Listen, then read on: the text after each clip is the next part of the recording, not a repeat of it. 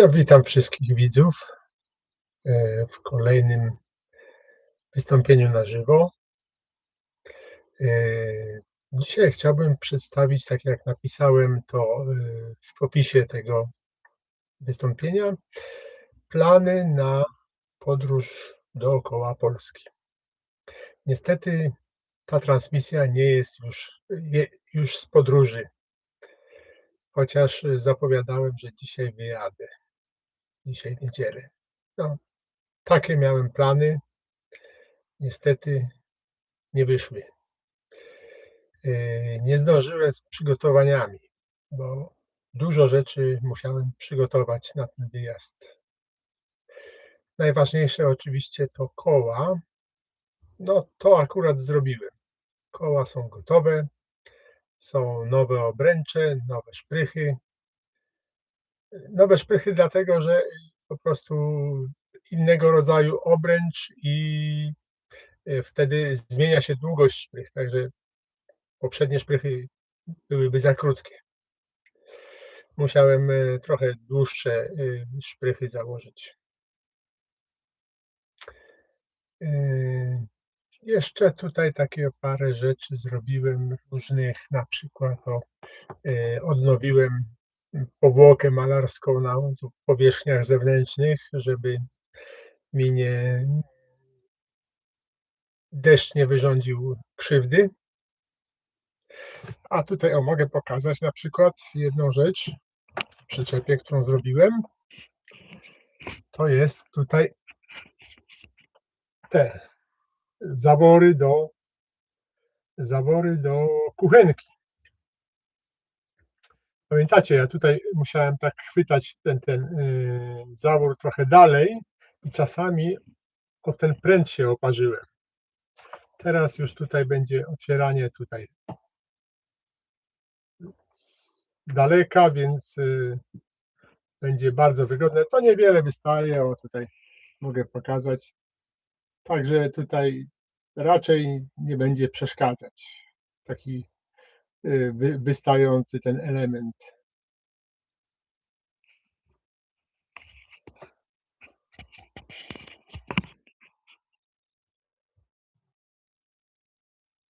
Nie widać pana? Ciekawe. Tutaj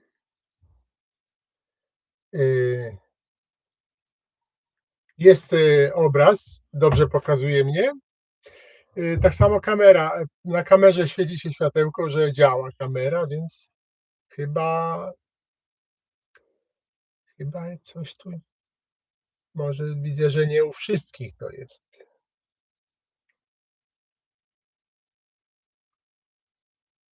Tylko u Joy tak kiepsko. No dobrze, to kontynuujmy. Zatrzymała mnie głównie lodówka. Tutaj mogę też pokazać, jak wygląda teraz lodówka.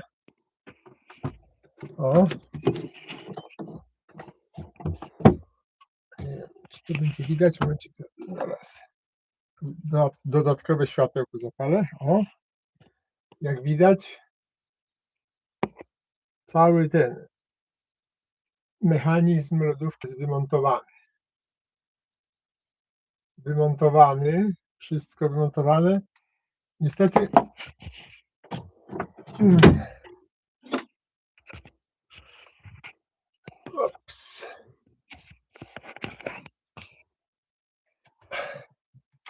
niestety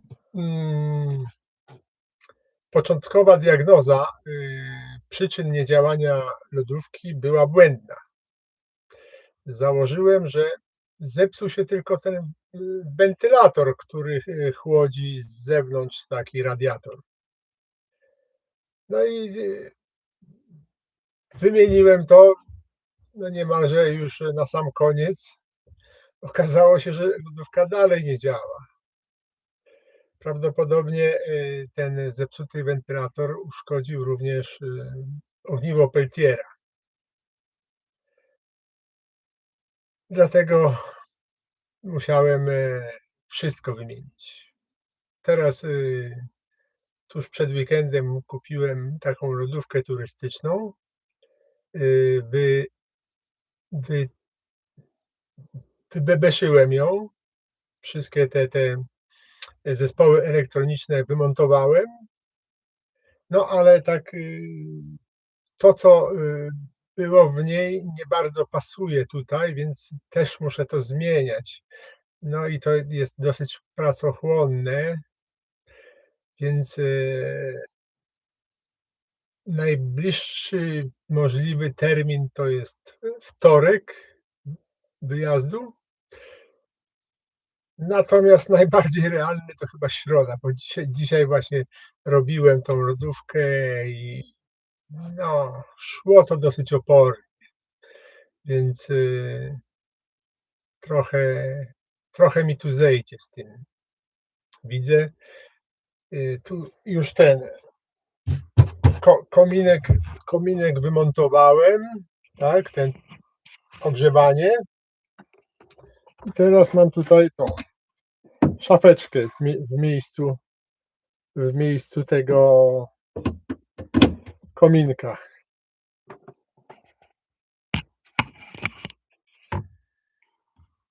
Także przygotowania w pełni. Jeszcze co z takich ważniejszych rzeczy? No prawie wszystko jest zrobione, tylko właśnie ta lodówka. No, to jest niestety wyjazd na lato i będę na południu Polski latem, a tam upały są masakryczne. Gdyby te temperatury były rzędu 20 stopni, to można by się nawet obejść bez tej lodówki, ale jeżeli będą temperatury powyżej 30 stopni, no to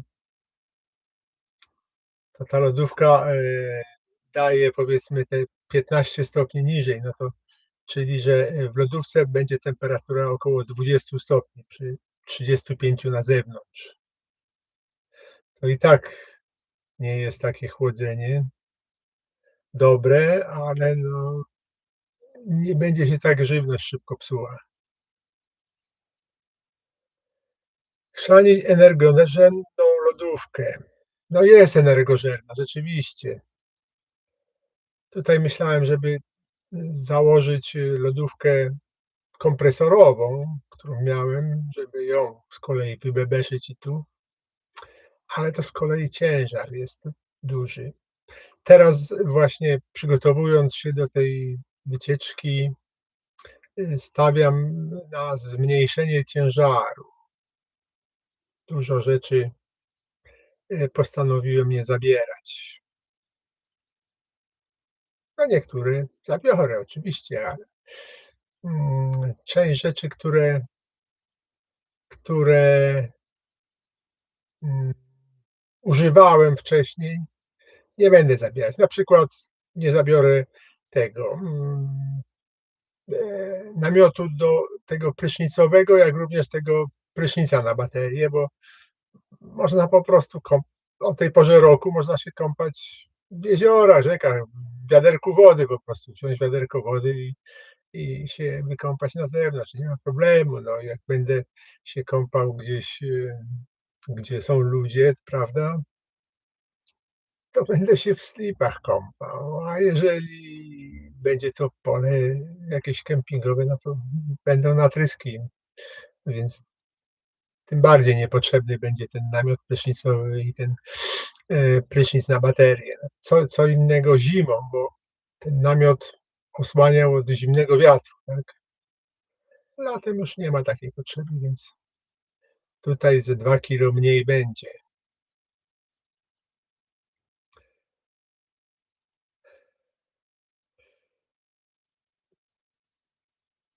Tak, widzę, że zdania, na temat lodówki są podzielone. Niektórzy uważają, że nie trzeba, niektórzy, że trzeba.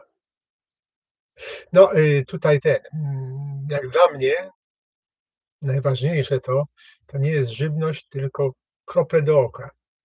Muszę zabrać, takie krople do oczu, które nie mogą przebywać w temperaturze wyższej niż 25 stopni, więc przy tych wysokich temperaturach zewnętrznych one będą w lodówce. I to w zasadzie najważniejsza funkcja lodówki będzie teraz. Bo faktycznie można jeździć bez lodówki, po prostu kupować na bieżąco jedzenie i też byłoby dobrze.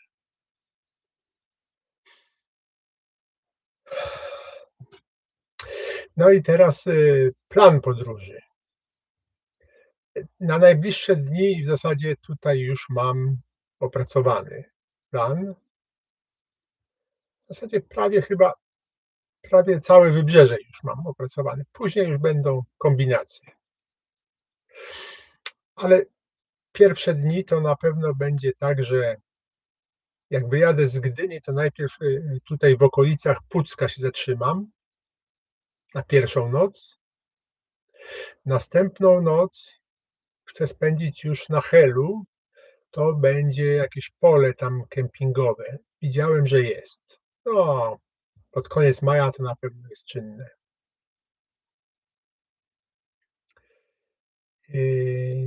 Niestety nad morzem, podróżując nad morzem, no w większości wypadków będę musiał w zasadzie korzystać z tego, z pól kempingowych. No, czasami odjadę trochę od morza i gdzieś tam nad rzeką na dziko sobie zanocuję, ale tutaj jest po prostu brzeg morski dosyć zagospodarowany. Z kolei nocowanie na plaży jest w zasadzie nielegalne.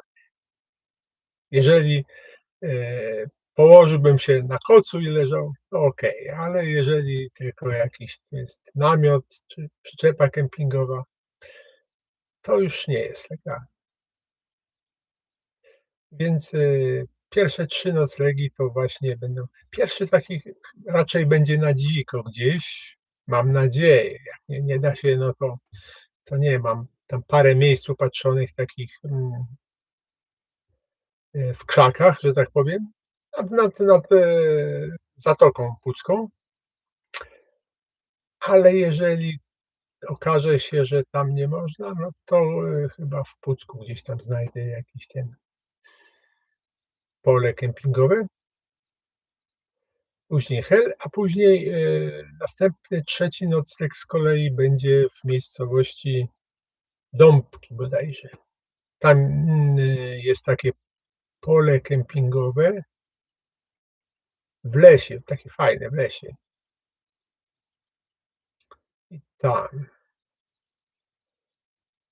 A właśnie chyba po tych 3 noclegach następny już będzie właśnie chyba w lesie, gdzieś nad rzeką. Bodajże nad Słupią. Bo tam w okolicach Ustki jest ten poligon i tam nie można podróżować brzegiem morza, więc trzeba odjechać od morza, żeby ominąć ten poligon. I to jest spory poligon, więc tutaj w dół zjadę na południe trochę i gdzieś tam pewnie nad tą rzeką, nad tą Słupią znajdę miejsce. I w Percio mówi: "Polecam aplikację Grupa Biwakowa". Tak, i oczywiście mam tą aplikację, tutaj nawet jest zakładka, w przeglądarce, internetowej i tam często zaglądam. Rzeczywiście, nieraz cenne informacje można tam uzyskać od ludzi, którzy biwakowali w różnych miejscach, nie tylko na polach kempingowych. Jest jeszcze, parę takich, aplikacji, parę takich, portali, gdzie właśnie można znaleźć takie noclegi, no nietypowe bym powiedział, nietypowe. W Pucku jest kamp blisko plaży. O, to bardzo cenna informacja. Roman Chocholski napisał. Bardzo dobrze. Właśnie ja tam jakoś nie zauważyłem tego, ale tak mi się wydawało, że w Pucku musi być jakieś pole kempingowe, czy namiotowe chociażby, czy jakiś ten, bo to takie miejsce, gdzie nie wyobrażam sobie, żeby nie było.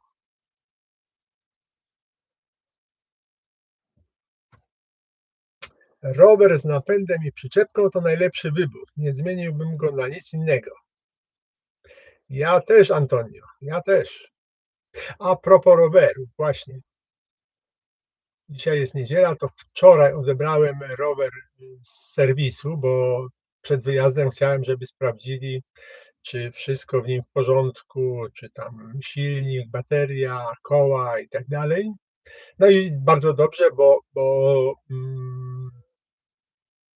kilka szprych wymagało naciągnięcia, zwłaszcza w tylnym kole. Przednie było w miarę dobrze, ale tylne już trochę zaczęły się te szprychy luzować. Świetnie, bo tutaj jest dosyć taki problem z tymi luzującymi się szprychami. Ale co jeszcze ciekawe, że tam serwis uaktualnił ten software roweru i teraz mamy moment obrotowy silnika nie 100 newtonmetrów, a 120. Moc pozostała ta sama, maksymalna moc jest 750 W, standardowo 250, ale w takim krótkim odcinku może być to nawet 750. No i ten moment obrotowy to świetna nowina, bo nie wiedziałem, czy ten silnik nadaje się do tej aktualizacji. Chodzi o to, że to jest model z 25 roku, a te a prawdopodobnie silnik do tego modelu był wyprodukowany w 24 roku, więc nie wszystkie te silniki Boscha CX mogą taką aktualizację przejść. No ale okazało się, że ten mój silnik kwalifikuje się i teraz rzeczywiście będę miał bardzo mocny silnik, z czego się oczywiście cieszę. No ale to się też wiąże z ryzykiem zerwania łańcucha, dlatego też mam zapasowy łańcuch, żeby zabrać ze sobą.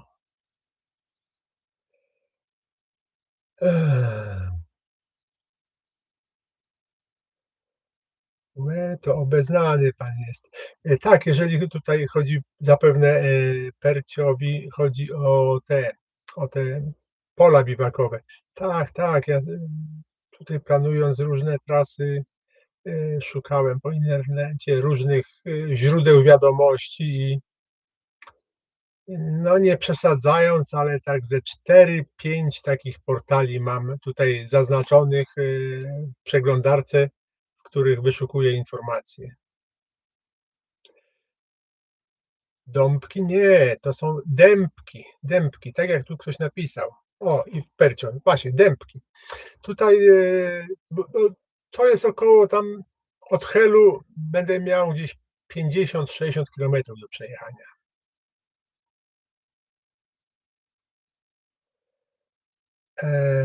Ale to chyba nie rocznik, a model silnika musi być odpowiedni do aktualizacji.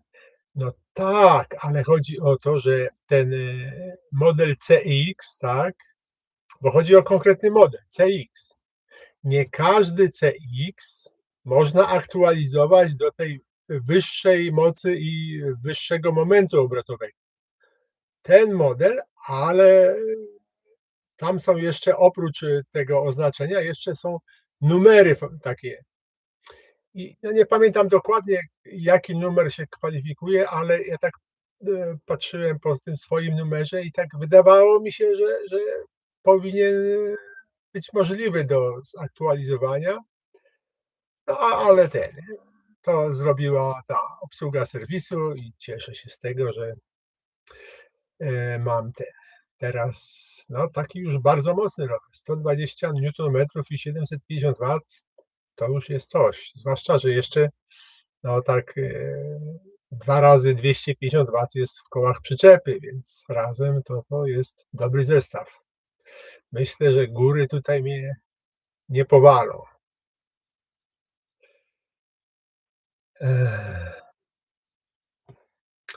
Grat Damian pisze: Gratuluję pomysłu. Kilka lat temu przeprowadziłem się do mojego przyjaciela Artura Kujawińskiego, który obiegł Polskę prawie wzdłuż granic. Biegł każdego dnia bez teamu.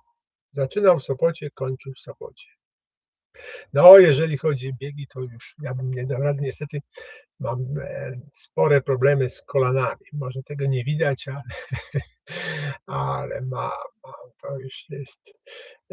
To nie jest tak, że wiek to tylko cyfra. Nie, nie. Wiek ma swoje prawa. Muchachos się pokazał. Dobry wieczór. No, pozdrawiam muchachosa.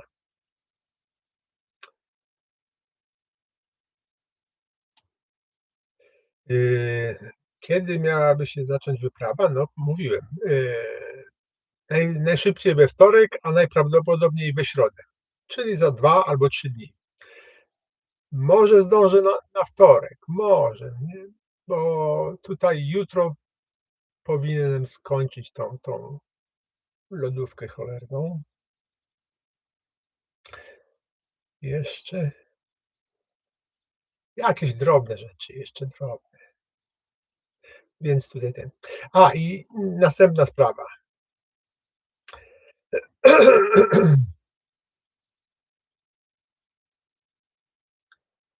A co robimy z kołami i szprychami w przyczepie? No, ja już powiedziałem, to tutaj nie chcę cały czas odpowiadać na pytania, na które już odpowiedziałem, bo to nie ma sensu, bo to co chwila ktoś dołącza i później pyta się o to, co wcześniej ktoś pytał, albo co ja powiedziałem, i to byłoby w nieskończoność. Tak? Więc należy po prostu powtórnie obejrzeć ten live stream od początku i tam będą odpowiedzi. I w Percio, Koszalin mijasz, tak, szerokim łukiem, znaczy szerokim, no nie bardzo, będę jechał przez Mielno po prostu, tam nad samym brzegiem morza i w Mielnie prawdopodobnie na kampingu rodzinnym, tak się nazywa, kamping rodzinny. Ja tam kiedyś byłem już i taki dosyć fajny kamping. Sympatyczni ludzie po prostu prowadzą to, bo kamping taki sobie. Teren jest taki dosyć niezbyt elegancki, bo to w środku zabudowy praktycznie. Tam może parę drzewek jest tylko, ale Mielno minę górą po prostu. Nie Mielno, Koszalin minę górą, przez Mielno właśnie. Muchachos. Dzień dobry, panie Andrzejku. Jak zawsze trzymam kciuki. Oden ostatnio dołączył wózek do rowerka. Ho, ho, ho, ho. Tak sobie pomyślałem, skoro rezonujecie, wymiana kobyła za mikrowardo kilka dni. Ciekawa sprawa. No, jestem otwarty na propozycje. Na razie od Odyna żadnych propozycji nie było, więc tutaj nie mogę, że tak powiem, czynić jakichś aluzji.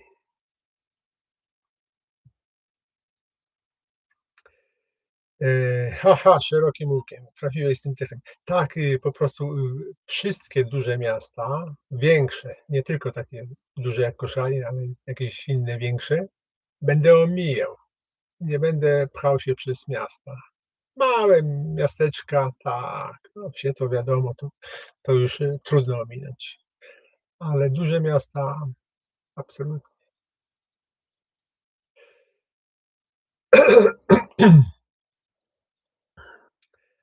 Właśnie. Tu pani Iwona Seweryn pyta i właśnie ja nawet chciałem zacząć ten temat o relacjonowaniu wyprawy. Tutaj, no, powiem tak, jeżdżąc non-stop, zwłaszcza, że tak około 50 km dziennie, 50, 60, czyli to jest jakieś 6 godzin dziennie, to będzie mało czasu na robienie filmów. Niemniej, no, trzeba robić, no, chcecie oglądać. Przynajmniej tak mi się wydaje, że chcecie oglądać.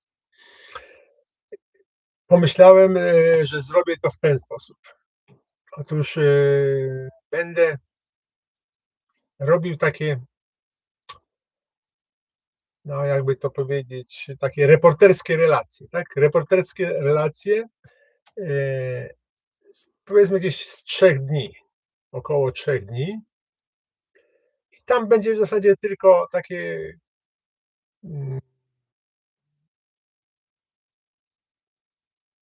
takie wydarzenia, jakie tam były, po prostu, jakie miejscowości mijam, gdzie przejeżdżam, gdzie nocuję i tak dalej. Taki skrót jakby, taki w największym skrócie i to, planuję, że taki skrót z 3 dni będzie trwał pół godziny, tak? Czyli po prostu 10 minut na dzień. Tam praktycznie niewiele będzie oprócz tego, co się ze mną dzieje, tak? Ale materiał będę kręcił bardzo taki szeroki. Będę chciał właśnie, trochę inaczej niż do tej pory, więcej pokazywać, te miejscowości, jakieś ciekawe miejsca sfilmować, ten i w trakcie będę też robił takie filmy, tak jak do tej pory, czyli około godziny, może półtorej każdego dnia, z każdego dnia, ale one będą się ukazywać z opóźnieniem. No pierwszy to będzie tam pierwszy film będzie z małym opóźnieniem, ale drugi, trzeci, tam zwłaszcza już tam, 50 będzie z bardzo dużym opóźnieniem. 50 to prawdopodobnie już będę dawno w domu, jak będę publikował. Ale te właśnie te takie, relacje reporterskie, że tak powiem, z tych, dni będę się starał tak na bieżąco praktycznie, czyli powiedzmy trzeciego dnia, jeżeli będą możliwości, to wrzucę od razu, na kanał. Nie będzie tam dużo, moich wypowiedzi, po to, żeby, zaoszczędzić sobie na, pracy przy robieniu tych napisów do filmu. I ale, będą te filmy dawały pojęcie właśnie, co się ze mną dzieje. No i myślę, że niektórzy wolą takie filmy, a niektórzy wolą dłuższe, więc będą i takie, i takie. Tomasz pisze: Instagram i fotki na bieżąco. No tak, rzeczywiście, to tak. W sumie nie myślałem o tym, ale teraz, to wydaje mi się, że to jest dobry pomysł. Tak. Myślę, że będę tak robił. Znaczy teraz myślę, teraz, bo wcześniej nie myślałem. O, a propos przygotowań właśnie, tutaj jak tą kuchnię robiłem, to tutaj, nad kuchnią jest ten wyciąg kuchenny z siatką, taką jak, normalnie się zakłada właśnie po to, żeby ona zbierała tłuszcz, żeby na wentylator to nie szło. Ja to od nowości nie czyściłem tego. Teraz właśnie zdjąłem tą kratkę, bo to tam można zdjąć tą siatkę, gdzie ona była praktycznie zalepiona. Prawie cała zalepiona tłuszczem była ta siatka. Dlatego, prawdopodobnie dlatego tak słabo ostatnio ten wentylator pracował wyciągowy z nadkuchni, że czasami właśnie tak patrzyłem, że czajnik tutaj, paruje, z niego woda, a ta para tak się rozchodzi w zasadzie po całym tym, po całej przyczepie, zamiast być wciągnięta tam do góry. Ale faktycznie po prostu tam, ten wentylator nie miał jak zassać tej pary. Ale teraz jest czyściutka siatka, więc, będzie wszystko okej. Tomasz pyta się, czy dogrzewam się w nocy. No tutaj właśnie teraz nie będę się dogrzewał, bo piecyk jest wymontowany. Normalnie zimą się dogrzewałem, to można zobaczyć przecież tam, w filmach jest pokazane, jak, włączam piecyk, jak tam nagrzewa się. Ale teraz piecyk jest wymontowany i myślę, że to Izolacja przyczepy jest na tyle dobra, że przy temperaturach spadających gdzieś do 10 stopni, no nie spodziewam się, żeby tam były dużo niższe. No może czasami 5 stopni gdzieś tam, może w górach, może. Ale to chyba będzie minimalna temperatura. To ja tutaj dam sobie radę, ponieważ,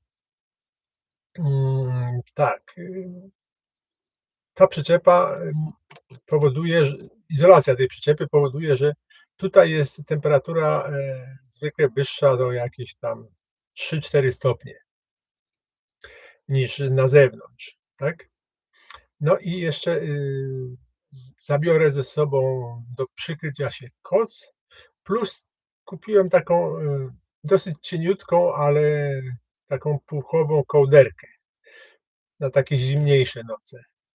Więc, myślę, że nawet gdyby spadła do tych 5 stopni, to w środku będę miał koło 10. To pod tymi 2 kocykami, dam radę wytrzymać. Ale nie sądzę, żeby to takie było. Nie, myślę, że be w okolicach, 10 stopni mnie spotka najniższa temperatura, a to jest spokojnie. Przecież ja właśnie, tutaj śpiąc zawsze dążyłem do tego, żeby w nocy temperatura była około 15 stopni, bo to się wtedy najlepiej śpi, przynajmniej dla mnie. Więc, takie temperatury chyba będą przy zimnych nocach, bo będą też przecież noce, gdzie będzie tam i 25 stopni, tak? Latem prawdopodobnie na południu to tak bywa. Eee, Witam. Wojtas, lateks, rękawice gumowe lateks. Tak, zakupiłem. Muszę przyznać, że zakupiłem 2 pary nowych rękawiczek lateksowych. Także Wojtek, rękawiczki są. Są, no tutaj nie mam jeszcze, bo tutaj na razie jest pusto. Tutaj wszystko wyładowane jest, co? Ale zrobiłem coś takiego, że ponieważ tutaj te garnki tak czasami się, znaczy czasami, cały czas się obijały o te ściany, to poprzyklejałem takie gąbki po bokach z jednej, z drugiej strony i tutaj wyłożyłem też taką gąbką, pianką od spodu, żeby to tak strasznie nie telepotało się tutaj. Także Wojtku, rękawice są. Pamiętałem.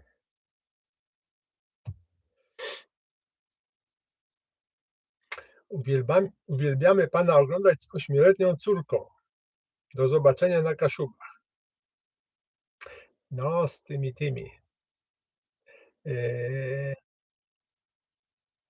małymi dziewczynkami to miałem ostatnio takie ciekawe zdarzenie, bo, chodzę, na spacer z psem, na taką polanę, tu niedaleko jest. Tam, ten mój pies spotyka się z drugim takim, swoim kumplem. Zawsze się umawiam z właścicielką tego psa, że przychodzimy na polanę, żeby te psy się spotkały, one się wspaniale razem bawią, lubią się i na tą polanę też przychodzą czasami te dzieci z przedszkola. No i wiadomo jak to dzieci, no, tu pieski, no to przylatują od razu, a czy mogę pogłaskać, czy mogę czy piłkę rzucić, bo ten mój bardzo lubi za piłką ganiać, no i te dzieci już nas znają, bo tu wielokrotnie one tam przychodziły i właśnie ostatnio, no tam z tydzień, 2 tygodnie temu, ta jedna z tych dziewczynek takich, akurat tu 2 dziewczynki do nas podeszły, jedna z tych dziewczynek wpakowała mi się na kolana. Nie wiem, czy zmęczona była, coś tam, trochę rzucała tą piłkę, potem pakowała się na kolana i jedna z tych opiekunek, bo tam kilka tych opiekunek było, od razu przyszła i usiadła obok i cały czas podejrzliwie mnie obserwowała. Ale śmieszne, bo tak, Kiedyś to takie było w zasadzie naturalne tam, że nie było specjalnie, eee, takich podejrzeń, że ktoś tam jak dziecko wziął na kolana, to nie wiadomo co będzie robił.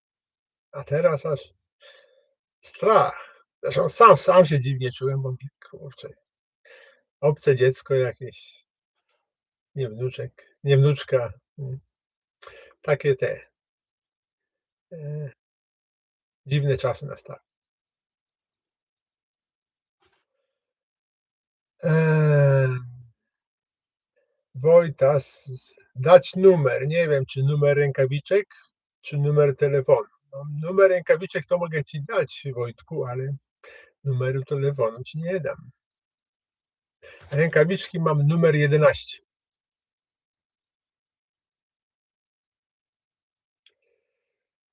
BHP pomoże. Ile ma trwać podróż? No, myślę, że do skutku. Nie wiem, zakładam tak. Zakładam w ten sposób, że tutaj te wybrzeże, ponieważ jest płaskie bardzo, pokonam w jakieś 12 dni.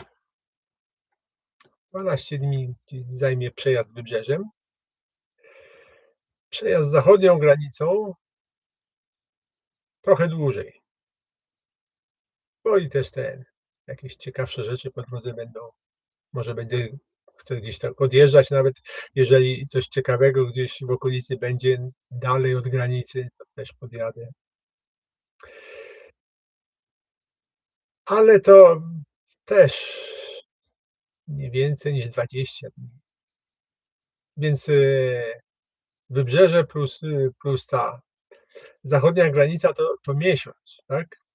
Ale z kolei południowa granica, tam to miesiąc może być za mało. Myślę, że to będzie co najmniej miesiąc, a może więcej.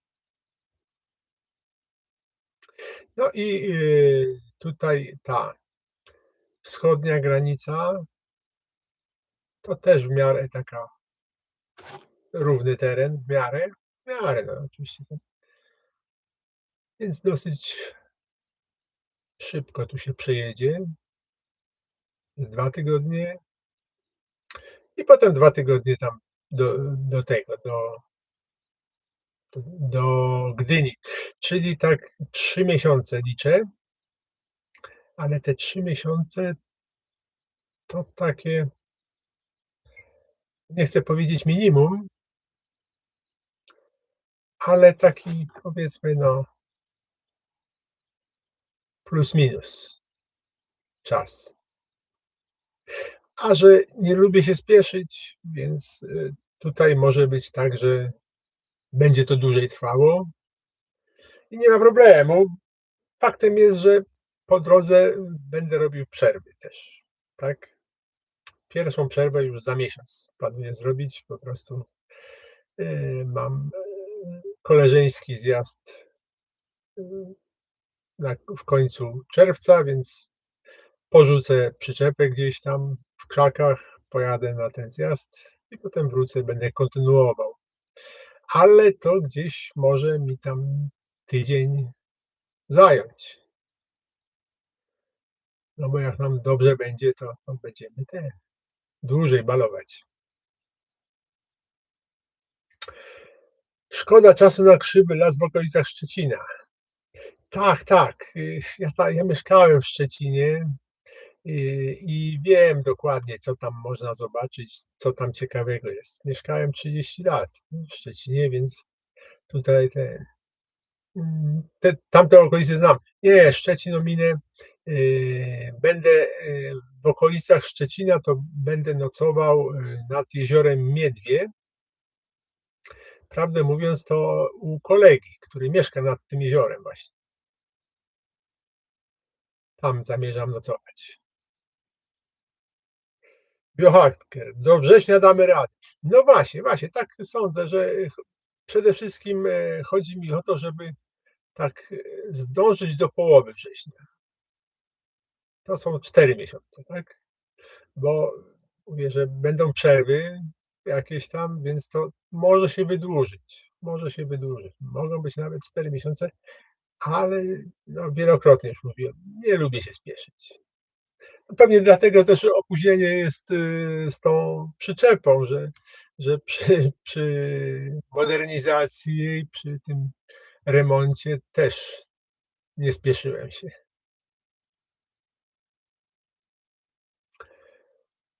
Pan piesek SMS. Piesek nie jest SMS. Piesek ma na imię Seti. Czy kupił pan gaz pieprzowy na dzikie zwierzęta? Nie kupiłem, ja tutaj mam chyba jeszcze. Momencik. Jakiś miałem. O, jest. A czy to jest na dzikie zwierzęta? Nie wiem. O takim.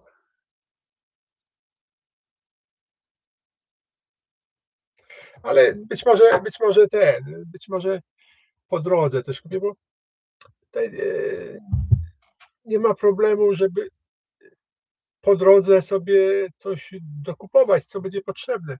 No, te właśnie takie paczkomaty to jest świetna sprawa właśnie w podróżach tak, bo raz, że czyli po 40 dniach okolice Wrocławia, no nie, okolice Wrocławia po 30 dniach, tak jak mówiłem. Tu gdzieś tam 12 dni i tam około 20, niecałych 20 na dół i właśnie w okolicach Wrocławia gdzieś po miesiącu i właśnie w tych okolicach Wrocławia najprawdopodobniej będę chciał zostawić ten sprzęt na tą tygodniową przerwę.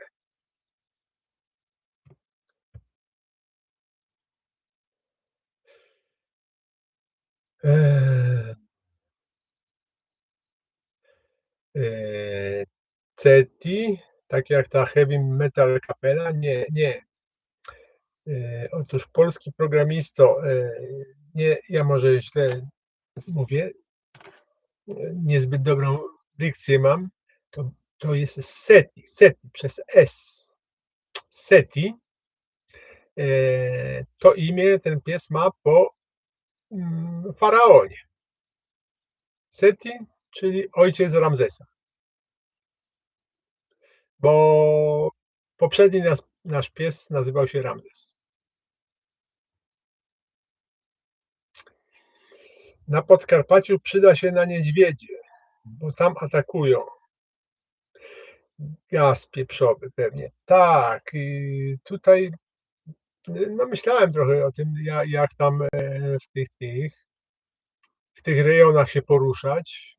No, prawdopodobnie będę się poruszał po takich terenach bardziej uczęszczanych, po drogach, gdzie więcej tam jest ruchu, nie takich. No, po leśnych będę musiał się poruszać, ale nie takich mocno leśnych, jak czasami jadę, gdzie widać, że tam prawie nikt nie jeździ.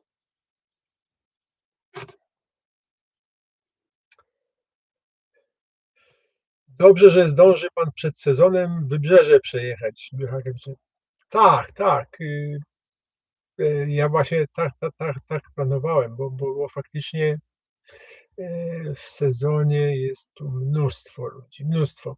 Poza tym to planowałem ze względu na temperatury. Gdybym teraz pojechał na wschód, tak, na Mazury, Podlasie, to tam jeszcze mogą mnie spotkać bardzo niskie temperatury. Właśnie ten, takie w okolicach 5 stopni, a może 2-3 nawet. Mogą się zdarzyć takie noce, tak. Natomiast jadąc nad morzem teraz, temperatury będą w okolicach tam najniższe, w okolicach 10 stopni. Dlatego właśnie wybrałem ten kierunek. W przeciwną stronę do ruchu wskazówek zegara. A tu Podlasie będę jechał w sierpniu, tak? I wtedy tam już mrozów, znaczy takich niskich temperatur w nocy nie będzie. Więc, więc z tego powodu też taką cyrkulację wybrałem. Co będzie nie tak? Przypuszczenia, Sebek. Mm, Myślę, że wszystko będzie ok. Nie widzę tutaj jakichś tych mm, to, co do tej pory były problemy, czyli luzujące się szprychy, to w zasadzie żaden problem, jeżeli się codziennie to sprawdza. Ja po prostu zapominałem sprawdzać je, no i tam po 2 dniach, no to już się robił większy luz. Jeżeli codziennie będę sprawdzał, to nie będzie problem, tylko trzeba naciągać. I myślę, że tak jak zrobiłem te koła teraz, to będzie z tym mniejszy problem. Raz, że obręcz jest taka markowa, a co za tym idzie droga. 2, to założyłem wszystkie szprychy naraz i dopiero wtedy je naciągnąłem, tak? I je założyłem wszystkie proste, nie musiałem wyginać, żeby je wkładać, bo jeżeli się wymienia tam, tak jak ja wymieniałem wcześniej, po 4 szprychy, to koło cały czas jest, reszta jest szprych jest naciągnięta i trzeba wtedy wyginać szprychy, żeby je włożyć. Natomiast jeżeli wszystkie naraz są luźne i to można włożyć bez najmniejszego wyginania tych szprych. Dzięki temu one są proste bardzo i no, myślę, że nie będzie takich efektów. Luzowanie się szprych to jest normalna sprawa. No tu tak jak w tym moim rowerze, prawda? Rower z fabryki, to nie ja zakładałem te szprychy. Założyła firma, raczej fachowo, ale po jakimś czasie one się luzują. Tak samo będą się luzować tutaj, w tych kołach przyczepy, ale to żaden problem.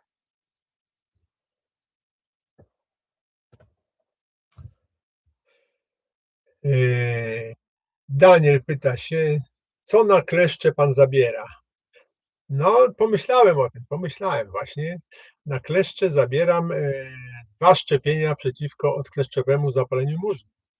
Właśnie kilka dni temu drugie szczepienie, drugą szczepionkę przyjąłem, także tutaj będę miał jakąś odporność. No, nie stuprocentową, ale na pewno to pomoże. Te trzecie szczepienie dopiero po 5 miesiącach, więc to już w zasadzie po wycieczce będzie te trzecie szczepienie.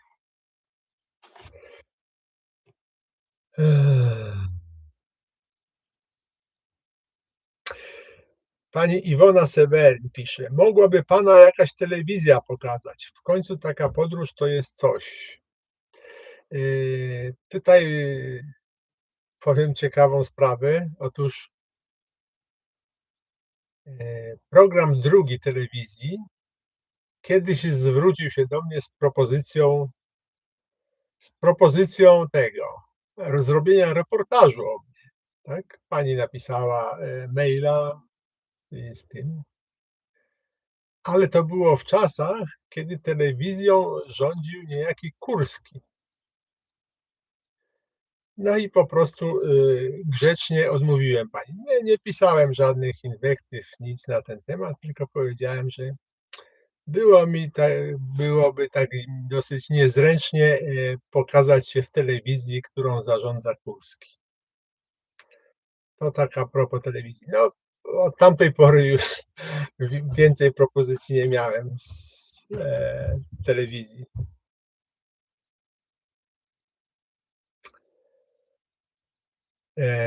Sebek się pyta: spanie w dzikich miejscach czy kemping? Różnie, Sebek, różnie. Po prostu w zależności od tego, jak będzie to korzystne, gdzie będzie miejsce, bo o ile tutaj nad morzem, to już mniej więcej wiem, będzie chyba 2, chyba 3 takie, 3 albo 4 dzikie miejsca, a pozostałe to właśnie te kempingi, pola kempingowe. Natomiast, tam dalej to będę preferował dzikie miejsca, o ile będzie taka możliwość, o ile będą miejsca na trasie, ponieważ no nie zawsze tak jest. To s Różne tereny, różne, tak powiem, te sprawy własnościowe, bo nieraz nie ma w okolicy, takiego państwowych, że tak powiem, terenów, tak? Wszystko na przykład prywatne, las też. No i wtedy trzeba się właściciela pytać, czy pozwoli. Natomiast, tu sprawdzałem, jest bardzo dużo po drodze i to właśnie takich fajnych miejsc, w lasach państwowych objętych, programem „Zanocuj w lesie”. Jak już kiedyś mówiłem, ten program „Zanocuj w lesie” daje możliwość nocowania bez zgłaszania, bez, jakichkolwiek problemów w lasach państwowych. Są tylko po prostu takie obszary zaznaczone na mapie, że tam na tym obszarze można sobie nocować. I ja, tak przejrzałem właśnie tą zachodnią granicę, już tam dalej to już nie wiem kiedy będę, jak i ale tą zachodnią granicę i bardzo dużo tych miejsc, gdzie ja początkowo wybrałem, jeszcze nie widząc tych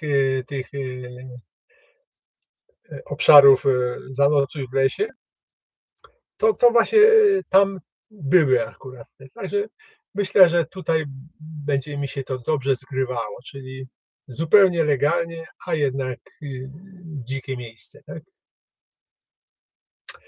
Kamil pyta: „Jaka jest pana średnia prędkość jazdy?” No tutaj ostatnio, przejrzałem w mojej aplikacji telefonicznej, bo, ten Bosch ma dosyć fajną tą aplikację do roweru. Przejrzałem te poprzednie jazdy moje i, tam średnia prędkość poruszania się, nie całodziennego, tego dystansu, tylko, że w trakcie jazdy średnia prędkość poruszania się była tak 16-18 kilometrów na godzinę, ale jeżeli wziąć pod uwagę wszystkie przerwy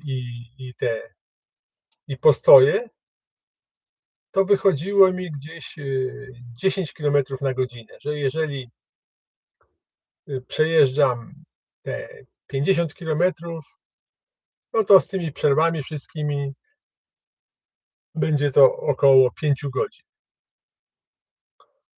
Że owszem, poruszam się szybciej, tam 16-18 kilometrów na godzinę, ale no jeszcze są przerwy, cały czas, raczej nie usiedzę na siodełku takich. No 5 godzin może, znaczy 5, wtedy bym musiał mniej siedzieć cały czas. Ciurkiem powiedzmy 3 godziny siedzieć na siodełku i pedałować non stop. Jest to do zrobienia, ale po co się męczyć? Lepiej tak bardziej na luzie sobie jechać spokojnie, przejechać tam godzinkę, odpocząć 15-20 minut, znowuż godzinkę i tak dalej, i tak dalej.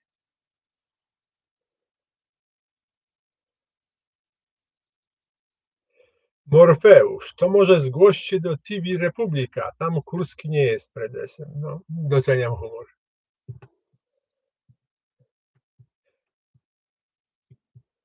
Cześć Andrzej, jak tam leci? Pisze Bluebird. No jakoś leci. A co z ubezpieczeniem? No tak, no ubezpieczenie mam rowerowe, tak. Jest takie PZU, jakiś tam ta spółka córka PZU. Tam jestem ubezpieczony. na 100 000. 100 000 mam, to jest te ubezpieczenie, no, jakby to zdrowotne, tak, na 100 000 i OC też na 100 000, tak, czyli że jeżeli ja spowoduję szkody jakieś, to do 100 000 oni pokrywają. No i jeżeli ukradną mi rower w przeciągu, tego pierwszego roku, to zwrócą mi, równowartość nowego roweru. Potem po roku już tam cena spada i w ten sposób tu jest taki mam takie ubezpieczenie, że jeżeli też, no, zniszczą mi rower, to też zapłaci ubezpieczenie. Znaczy, wiecie, z tymi ubezpieczeniami to jest tak, że to wszystko na papierze pięknie wygląda, ale zobaczymy, jak będzie to. Znaczy, przede wszystkim mam nadzieję, że nie będę musiał sprawdzać, jak to ubezpieczenie działa. No mam taki, człowiek się czuje trochę pewniej, bo rzeczywiście, no żebym ja szkód zrobił na 100 000, to musiałbym chyba w jakieś Lamborghini uderzyć. No bo co ja tym rowerem zniszczę?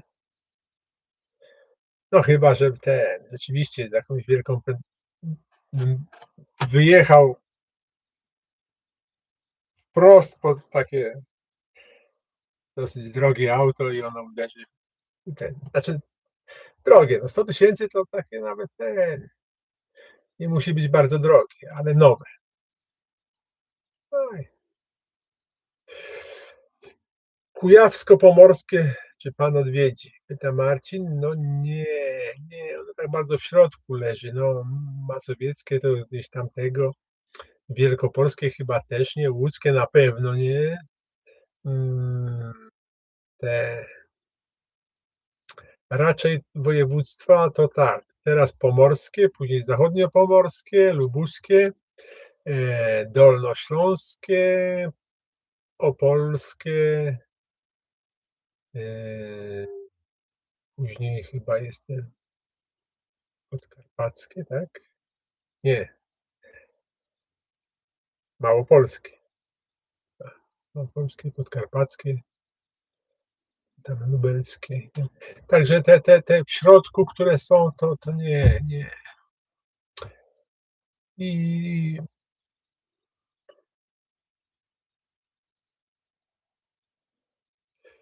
panie Andrzeju, z kim zostaje piesek na tak długi czas? No nie, tutaj głównym opiekunem tego pieska jest mój syn. Ja tylko czasami się nim opiekuję. Czasami. Po prostu jak, syn czasami podrzuca tutaj do nas, do domu tego psa i tam na przykład tydzień jest pies u nas.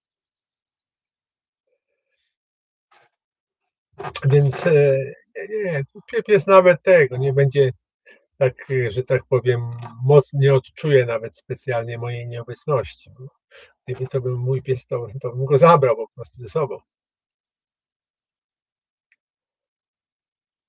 Dobrze. A kiedy do lubelskiego? Do lubelskiego, Boże. Nie wiem, czy dożyję do lubelskiego. Nie, lubelski to gdzieś prawdopodobnie, tak liczę, że gdzieś na początku sierpnia. Tak? Dobrze mówię? Tak, tak, bo, cały lipiec to będzie tutaj, południowa granica. Cały lipiec, a później w górę będę się piął właśnie od początku sierpnia. No tak, to cały sierpień jeszcze mi zejdzie na podróży.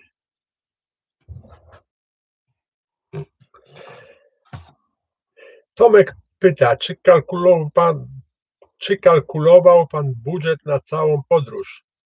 Jaki budżet? Jaki? Tutaj w zasadzie tylko żywność będzie kosztować. Jadąc na taką wycieczkę, ja mniej pieniędzy wydam niż, mieszkając w domu. Przecież to jeżeli rzeczywiście będzie tak dobrze, że większość tych noclegów będzie w dzikich miejscach nad jeziorami, rzekami czy gdzieś w środku lasu, to mnie nic to nie kosztuje. Yy, Tutaj przez miesiąc to potrzebuję chyba 2 kartusze gazowe. Gdzieś tak liczę, że gdzieś 2 kartusze gazowe będę potrzebował, czyli no to 25 zł za kartusz, 50 zł, te gotowanie będzie mnie kosztować. Plus tam, nie wiem, ile żywność, no różnie. No jeżeli będę jadł węgorze jak ostatnio, no to będzie drogo oczywiście, ale te ale takie jedzenie, ah, 50-60 zł dziennie. Ja myślę, że czasami to będę jadł po prostu tak jak tu, zwłaszcza jeżeli będę nocował na polach kempingowych, to po prostu będę jadł gdzieś tam w restauracji czy w jakimś barze, żeby już się nie bawić, żeby właśnie więcej czasu mieć na, robienie filmów i relacje z podróży. Delikatesy. Krzyś i żyjesz za 3,50. No właśnie, tak jest. 3,50, czyli jedno piwo dziennie i spoko. Ech.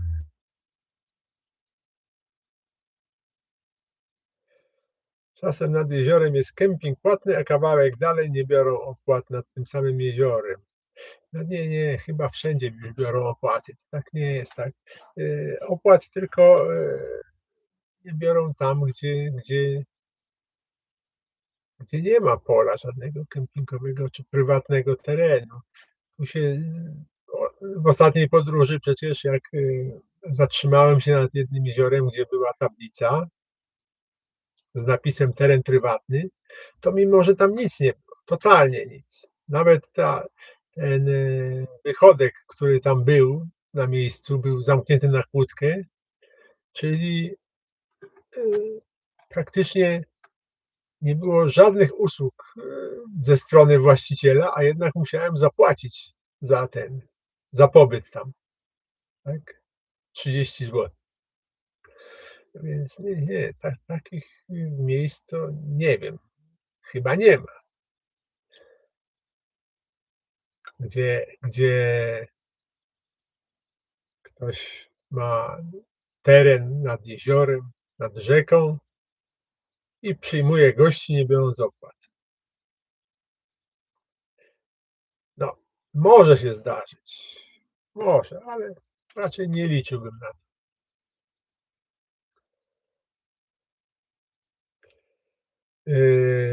Można sobie ściągnąć apkę Czas w las i za darmo można nocować. Nie znam tej aplikacji. Rzeczywiście muszę chyba zobaczyć, co to jest, sprawdzić. Yy, przypuszczam, że to jest aplikacja pokazująca te tereny, z programu „Zanocuj w lesie”, z programu Lasów Państwowych. No ale to ja mam tutaj, w przeglądarce internetowej e, tą mapkę Lasów Państwowych z tymi terenami, więc ale sprawdzę. Czas w las, łatwo zapamiętać raczej ten.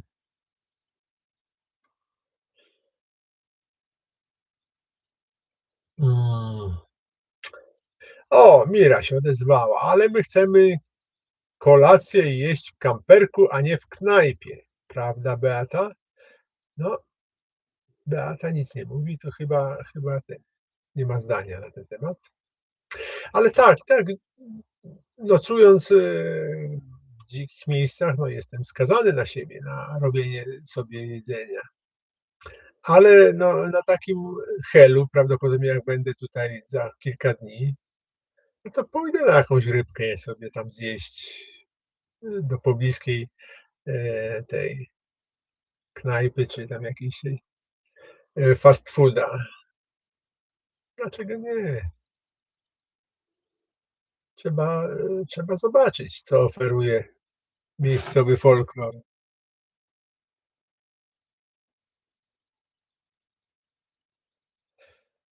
Podróże. Czas w las to jest zanocuj w lesie. No właśnie, tak mi się wydawało, bo czas w las to znaczy, że nocowanie w lesie, a nocowanie w Lasach Państwowych to jest tylko tam, gdzie jest ten zanocuj w lesie. Beata wrzątek gotuje. Nie, przecież Beata ma wrzątek już nagotowany na kilka miesięcy wcześniej, tylko, wyciąga z tego, z zamrażarki i już ma gotowy wrzątek, nie musi gotować.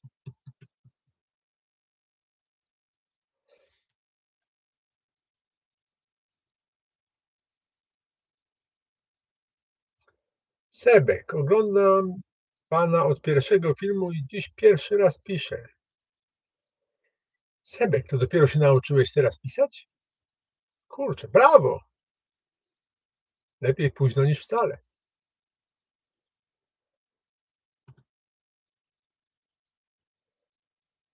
Na Helu jest fajny camping, pisze Roman Chocholski. No to świetnie, bo ja tam nie znam, nigdy nie byłem na Helu i teraz to dla mnie też będzie podróż taka w nieznane. No większość, no tutaj tylko te pierwsze kilometry będą znane, a większość, reszta tych terenów będzie dla mnie zupełnie nowa. U marchewki w Helu najlepsze śledzie. O! Radzko pisze. Świetne, dziękuję za namiar. Właśnie o śledzie, tak, śledzie, pyszna ryba, pyszna ryba. Jak wiecie, lubię ryby, więc skuszę się pewnie.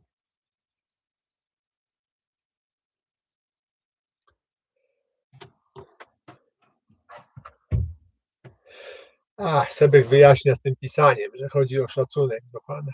Nie no, ja żartowałem z tą nauką pisania. Oczywiście, że tak. Tak, ja rozumiem, tylko czasami lubię sobie pożartować. Może ten Może musiałbym czasami wyjaśniać, że to żart.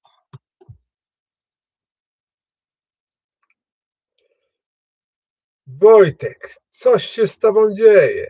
Dać usta? O co tu chodzi?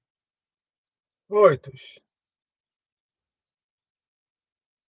Wojtuś, daj już spokój, bo tutaj zamulasz strasznie czat.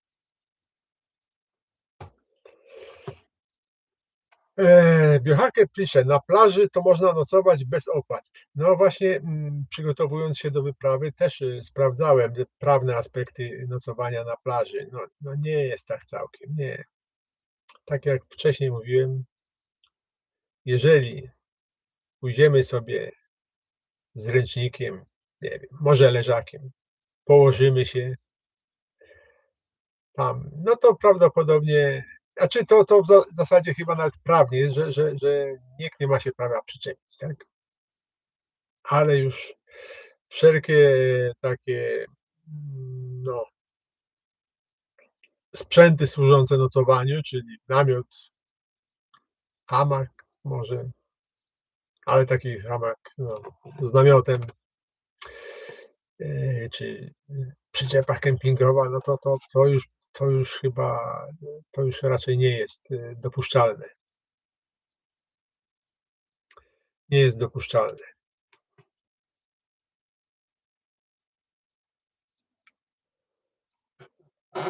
No i właśnie tutaj Dorota DK pisze, że na plaży nie można nocować. To właśnie tutaj z tym nocowaniem jest tak, że to tak dwojako jest traktowane. Nie można nocować tak, jakby to powiedzieć, tak formalnie, że rozkładamy się, łóżka i tak dalej, ale jeżeli w takim e, nieformalnym sposobem, czyli po prostu przychodzimy z kocykiem, sobie tam jemy, a potem się kładziemy, bo chcemy poleżeć i zasypiamy, no to raczej nie powinno być problemu, tak? Ale no, przyczepę kempingową, jeżeli chciałbym nocować na plaży, bo też myślałem o tym, żeby nocować na plaży samej. Może nawet uda się gdzieś. To ja nie mogę ją przeciągnąć gdzieś daleko od tego wjazdu, bo po plaży tą przyczepę bardzo ciężko jest ciągnąć. Nie wiem, czy to w ogóle możliwe. Ostatnio, znaczy w zeszłym roku chyba tam to była ta wycieczka testowa nad jeziorem jednym, po takim piachu musiałem przeciągnąć. No to była masakra, żeby to przeciągnąć. Więc jeżeli po, po, po plaży, na plaży chciałbym nocować, to musiał od tego wejścia na plażę tylko tam kilka metrów w bok wjechać i tam nocować. Nie dalej, nie dalej. A to tak dosyć tego by się rzucało w oczy, ale,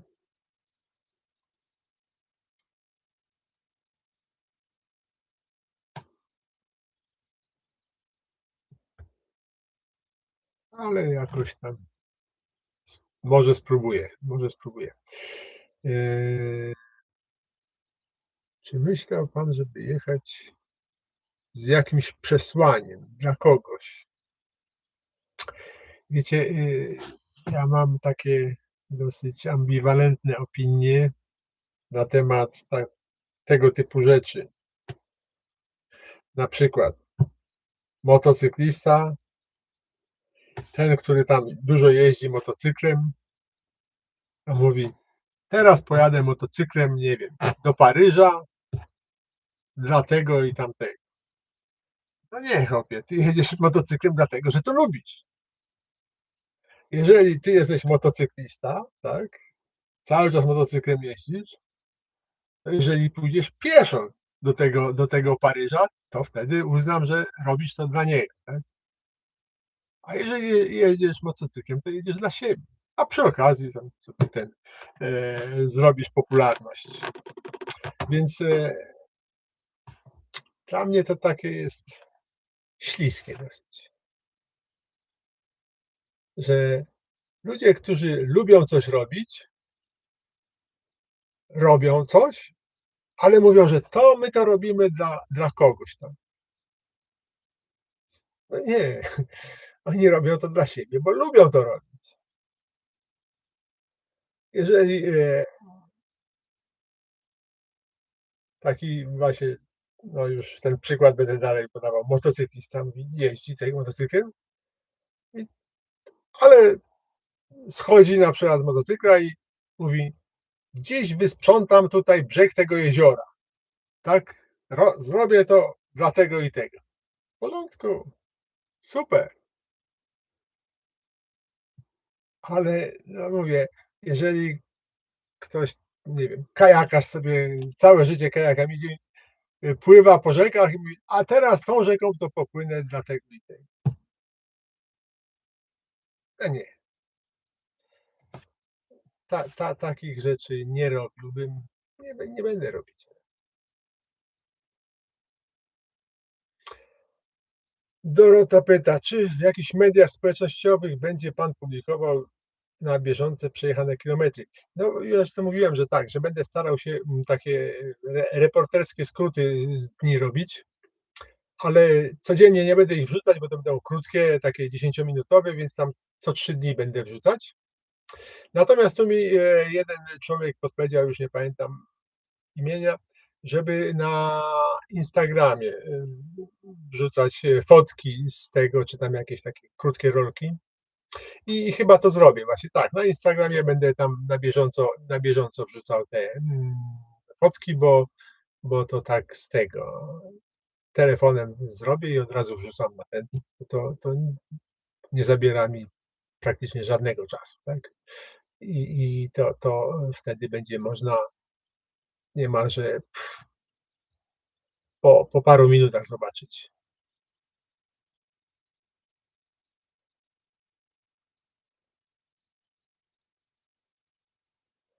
Co to za sprzęcik po pana prawej skroni? To jest oj, chyba nie oglądałeś, chłopie, filmów. To jest stacja pogodowa. To jest stacja pogodowa, a to jest, ładowarka solarna od paneli, która ładuje akumulator. Mm. Pozdrawiam. Zakupy u Mańka i dalej w trasę. No niestety Mańka teraz nie będę mijał ani delikatesy Krzyś, bo to jest zupełnie inny kierunek. Zupełnie. To jest na południe od Gdyni, a ja będę jechał teraz na północ od Gdyni, więc całkowicie minę.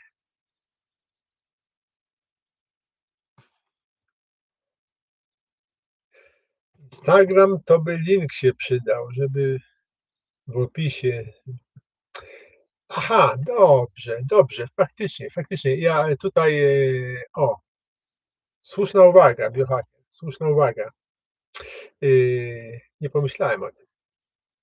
Yy, Ja w opisie chyba tego pierwszego filmiku, jaki wrzucę tej relacji z trasy, to tam dam też link do mojego Instagrama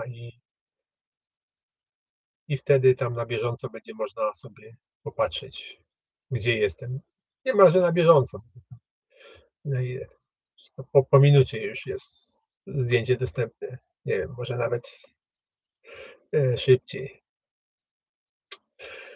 Tutaj Bluebird pisze, telewizora brakuje w przyczepie. No, może to wydać się dziwne, ale ja nawet taki telewizor już kupiłem dawno temu, nie wiem, z rok temu, 2 lata temu. I mam go, ale o ile zimą to jeszcze jest sens go brać, kiedy się szybko ciemno robi i później ten człowiek siedzi tylko w przyczepie, to latem absolutnie nie ma sensu, ponieważ mi tutaj będzie raczej brakować czasu. Owszem, no książkę wezmę, bo być może tam czasami jakiś dzień się trafi deszczowy i trzeba będzie przestać w jednym miejscu, więc jakieś książki sobie wezmę, ale tu chyba nie ma sensu z tym telewizorem. Naprawdę. O! Sebek trafił. Sebek 97. Reklama na domku. Pomyślałem o tym. A, tutaj nawet zapomniałem. Przygotowałem sobie, żeby pokazać, ale zapomniałem. Teraz mi przypomniałeś, chłopie.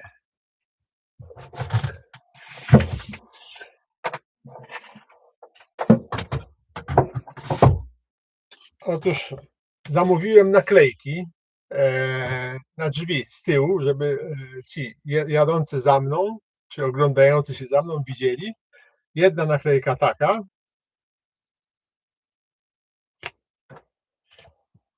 a druga naklejka taka.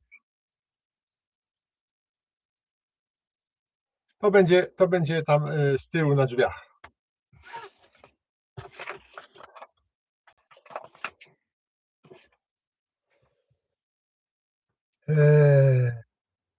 Jaromir pisze, widzę, że zabudowa jest ze sklejki. Proszę o informację, jaka grubość i waga w stosunku do innych materiałów, licząc całość zabudowy. Przypuszczam, że pan to przeliczał. Z góry dziękuję za odpowiedź. Odpowiedź jest zbyt długa tutaj, żeby to. Sklejki są różne, naprawdę. Jest sklejka 8 mm, 5 mm, 3 mm, 2 mm, 2,3 mm, 0,8 mm. Są też jeszcze takie we fragmentach grubsze sklejki z różnych gatunków. Wszystko zależy od tego, gdzie, jak, do czego ma służyć ten element ze sklejki, tak? Tu na przykład te drzwiczki, to na zewnątrz jest sklejka 2,3 mm, czy 2,4 mm, jakoś tak, taka z lekkiego gatunku egzotycznego, a w środku jest liściasta sklejka 0,8 milimetra. Te dźwiczki praktycznie nic nie ważą. One tam, nie wiem, 10 deko może. Wydają się grube i ale tu tylko we fragmentach są takie listewki. Dookoła jest tylko listewka drewniana, a to jest tylko oklejone. Także to jest, wygląda ciężko, ale jest bardzo lekkie. Więc żeby opowiedzieć o tym, z czego jest zrobione tak dokładnie, to w tym streamie raczej nie dam rady opowiedzieć. Jest, co prawda, nie, chciałem polecić ten odcinek, w którym prezentuję przyczepę. Rysunki przyczepy z tym rozłożeniem tych wszystkich przestrzeni ładunkowych, ale tam nie ma o sklejkach nic. No i podczas budowy też się specjalnie tam nie wyszczególniałem, jakie to sklejki używam, do czego. To trudno powiedzieć, ale większość sklejki, które tu użyłem, jest z tych egzotycznych gatunków bardzo lekkich. Te właśnie te 8 mm sklejki, na przykład blat chyba jest z tego, blat tutaj podłoga, tu boki, tutaj już nie, ale tu boki, ponieważ ta 8 mm tu spełnia też takie konstrukcyjne zadania, nie tylko, że to stanowi ścianę, ale też usztywnia tutaj całą przyczepę. No bo to już nie.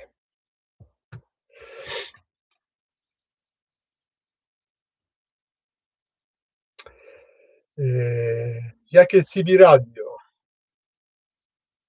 No nie, właśnie tutaj z CB radio zarzuciłem pomysł, bo już wcześniej ktoś mi podrzucał go. Nie, no, kiedy ja będę go słuchał? Natomiast kupiłem sobie takie radyjko do słuchania tego, normalne, ale z RDS-em i tam tym DAB-em, tak, czyli tym cyfrowe, żeby to łatwiej wyszukać tam stacje radiowe, bo tak jak na poprzednim radiu, tym Retekes, co miałem, takie radio, to tam nie było widać, co to za stacja, a tutaj się zmienia. Tam lubię jakieś tam pewne stacje słuchać, a innych nie. I teraz muszę najpierw kilka minut posłuchać, żeby się dowiedzieć, co to za stacja, żeby ewentualnie słuchać dalej lub zmienić. Także teraz takie będzie trochę lepsze radio. Znaczy dla mnie lepsze, ale zobaczymy. I było tam równie tanie jak te inne. Jakie największe wady przyczepy? To myślę, że waga.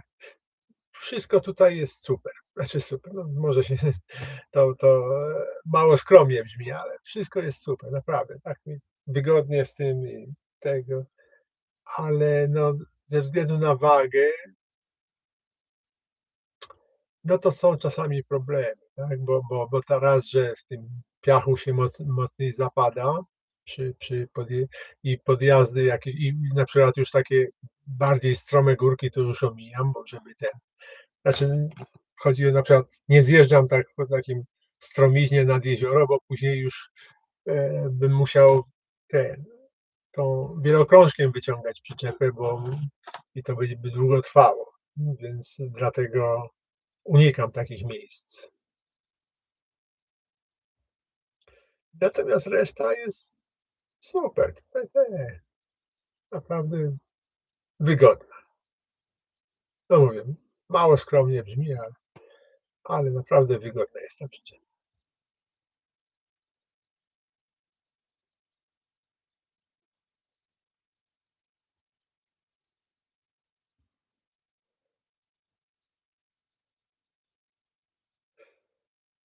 Dariusz pisze, a może by tak zamontować felgi aluminiowe? ale się cały czas mam felgi aluminiowe. Poprzednia była aluminiowa i teraz ta też jest aluminiowa. Teraz, do rowerów chyba już się nie robi stalowych felg. Nie wiem, może gdzieś raczej, gdyby pan tutaj zalecił stalową felgę, to wtedy bym pomyślał, no faktycznie, być może tak, ale teraz już, rowerowe felgi to chyba wszystkie są aluminiowe. Nie widziałem stalowych felg. Może do roweru Ukraina.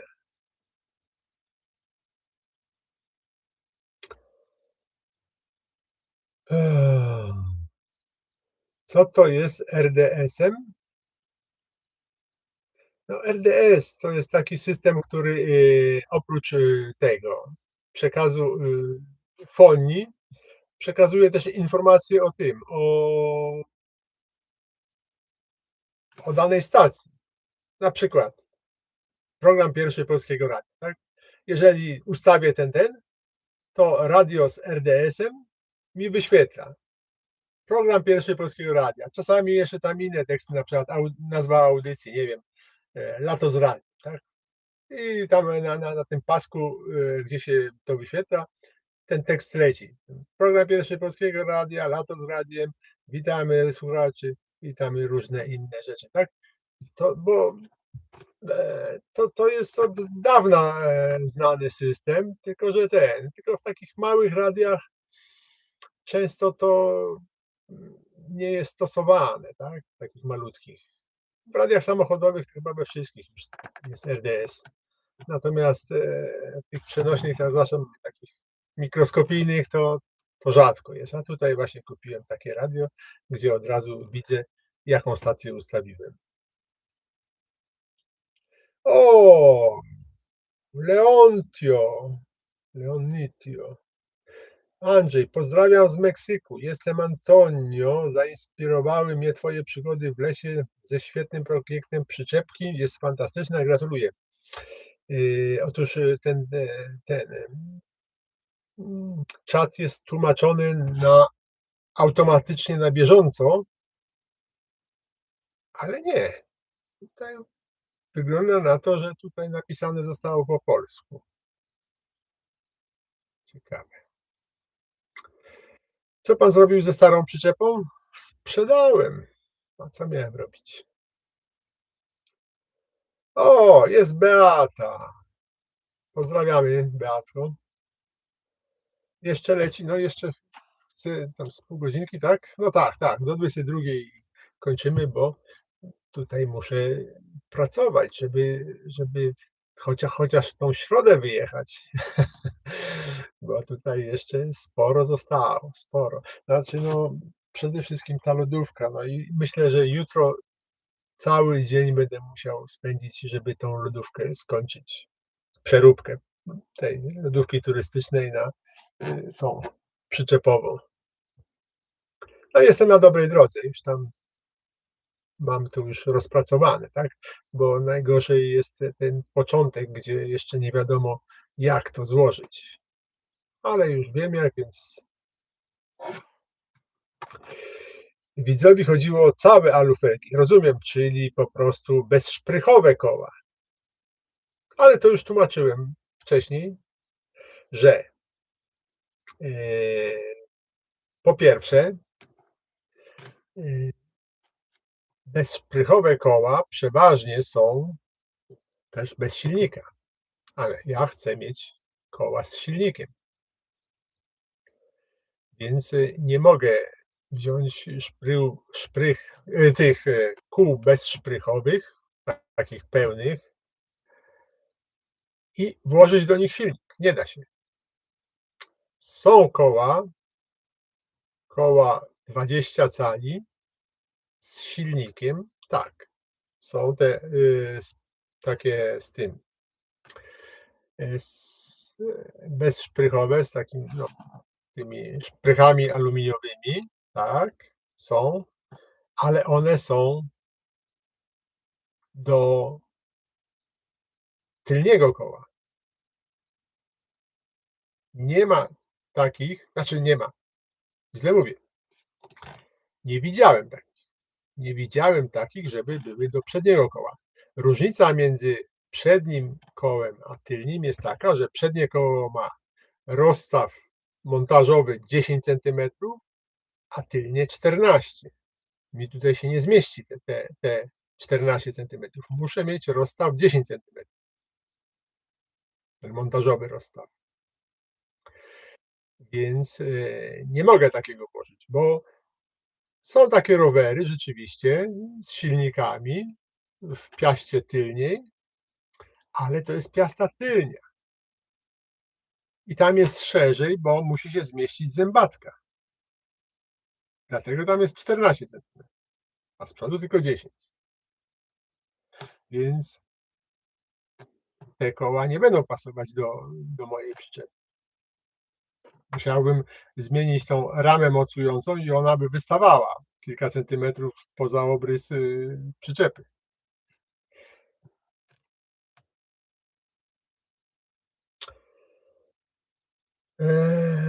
Dlaczego zdecydował się Pan na sklejkę jako pokrycie zewnętrzne, a nie na przykład laminat z włókna szklanego? Dlatego, że łatwiej mi to było robić. Po prostu z laminatu musiałbym robić całą przyczepę od razu. A robiłem to wszystko w piwnicy. Gdybym to zrobił jako całość w piwnicy, to już bym nie wyniósł tego z tej piwnicy. No jest garaż, ale wtedy musiałbym, robiłem to prawie 1,5 roku. Musiałbym na 1,5 roku, znaczy no może wtedy byłoby to krócej, no ale nawet rok. Musiałbym na rok zająć cały garaż. Tak? Nie byłoby możliwości wjazdu tutaj tej samochodu. Czyli ze względów powiedzmy lokalowych wybrałem to, bo najpierw zrobiłem wszystkie ściany, dół tego, w elementach to miałem w piwnicy zrobione. Później tylko zająłem garaż na chyba 2 tygodnie czy 3, żeby to poskładać, pomalować i w zasadzie chyba tylko dlatego, bo rzeczywiście lepszy był. Można też zrobić, o czym też już myślałem, może nawet myślę nadal, można też zrobić taki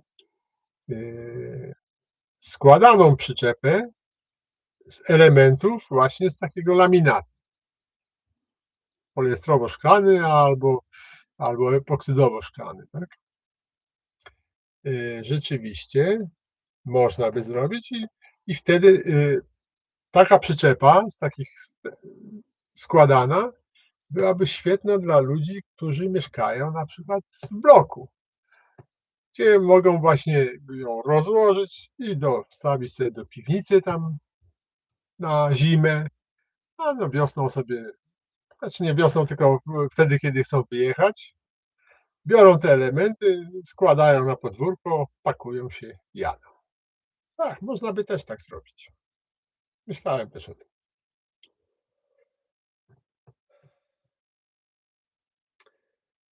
Antonio Mexicano, tutaj Mira ochrzciła kolegę. No jak z Meksyku, no Antonio, no to chyba Mexicano.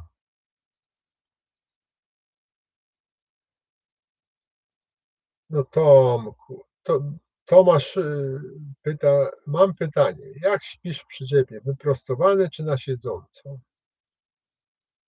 Tomku, naprawdę spodziewasz się, że ktoś zrobił przyczepę ważącą ponad 100 kg po to, żeby na siedząco w niej spać? Nie, nie.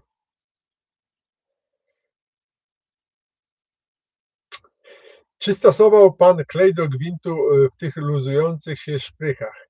Nie, ponieważ chodzi o to, że ja podejrzewam, że mimo stosowania tego kleju luzowałyby się, bo to niekoniecznie jest tak, że to się ten nypel odkręca. Nie sądzę. Znaczy nie sądzę. Podejrzewam, że w niektórych przypadkach nie. W niektórych przypadkach, powiedzmy, ten otwór, w którym ten nypel się mieści, tak, on się wyrabia, bo to nowa felga, nowe i trochę tam przy jeździe się wyrobi, trochę luzu złapie. I wtedy, jeżeli ja zakleję szprychy, te nyple klejem do gwintów, to mi będzie trudno później dociągać to. Albo na przykład nie zauważę, że ta szprycha jest luźna, bo nypel się trzyma dobrze, tak? Nie, to nie, moim zdaniem nie jest to dobry pomysł. Tutaj muszę po prostu sprawdzać te szprychy, dokręcać na bieżąco, zwłaszcza na początku. Na początku na pewno będą się rozkręcać, na początku, tak? W trakcie jazdy później, w trakcie jazdy powinno być to coraz mniej tego efektu, ale może być i trzeba sprawdzać. Ja coś takiego miałem w mojej pierwszej przyczepie, której właśnie koła sam szprychy montowałem. Tam na początku notorycznie mi się rozkręcały, notorycznie i tak kilka miesięcy skręcałem kilka tych wycieczek. Dokręcałem, aż w pewnym momencie przestały się. Po prostu już te wszystkie luzy, które tam mogły powstać, zostały zlikwidowane, tak? Te wszystkie dziury tam się powyrabiały odpowiednio, szprychy się poprostowały i tak dalej. I przestało. I na koniec, kiedy używałem tamtej przyczepy, nie było już żadnych problemów ze szprychami. Szerokiej drogi, pozdrawiam z Odessy, Igor. No, dziękuję za pozdrowienia, no i pozdrawiam również Ciebie i Ukraińców. Trzymajcie się tam dzielnie, nie dajcie się Putinowi. No, zresztą widzę, że się nie dajecie. Czy ładuje Pan rower wyłącznie z paneli?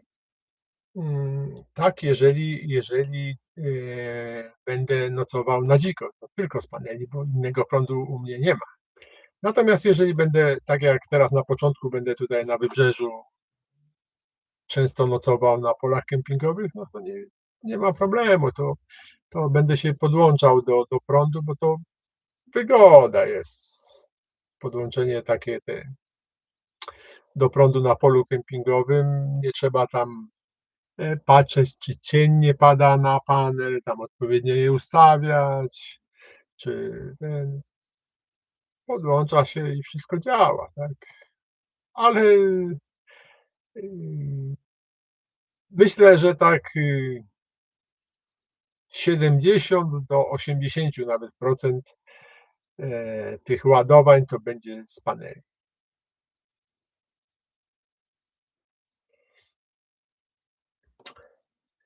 Takie tam.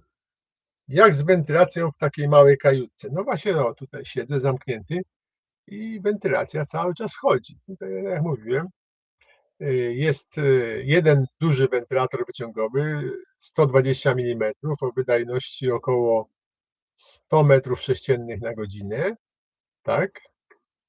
Natomiast z tyłu za mną są dwa nawiewowe. Każdy z nich ma wydajność 60 m3 na godzinę, tak? Czyli trochę więcej tutaj jest nawiewu niż wyciągu. Ale to rozmyślnie tak zrobiłem. Chodzi o to, że najlepiej jak jest lekkie nadciśnienie tutaj w środku, tak? Bo wtedy tam z zewnątrz się nie zasysa niczego. Ale oprócz tego no są okna i latem jak wyjeżdżałem, to najczęściej w nocy w ogóle nie chodziły, żaden wentylator nie chodził, tylko okna były otwarte, bo okna są z moskitierami, więc otwierałem oba okna i absolutnie było wystarczająco powietrza.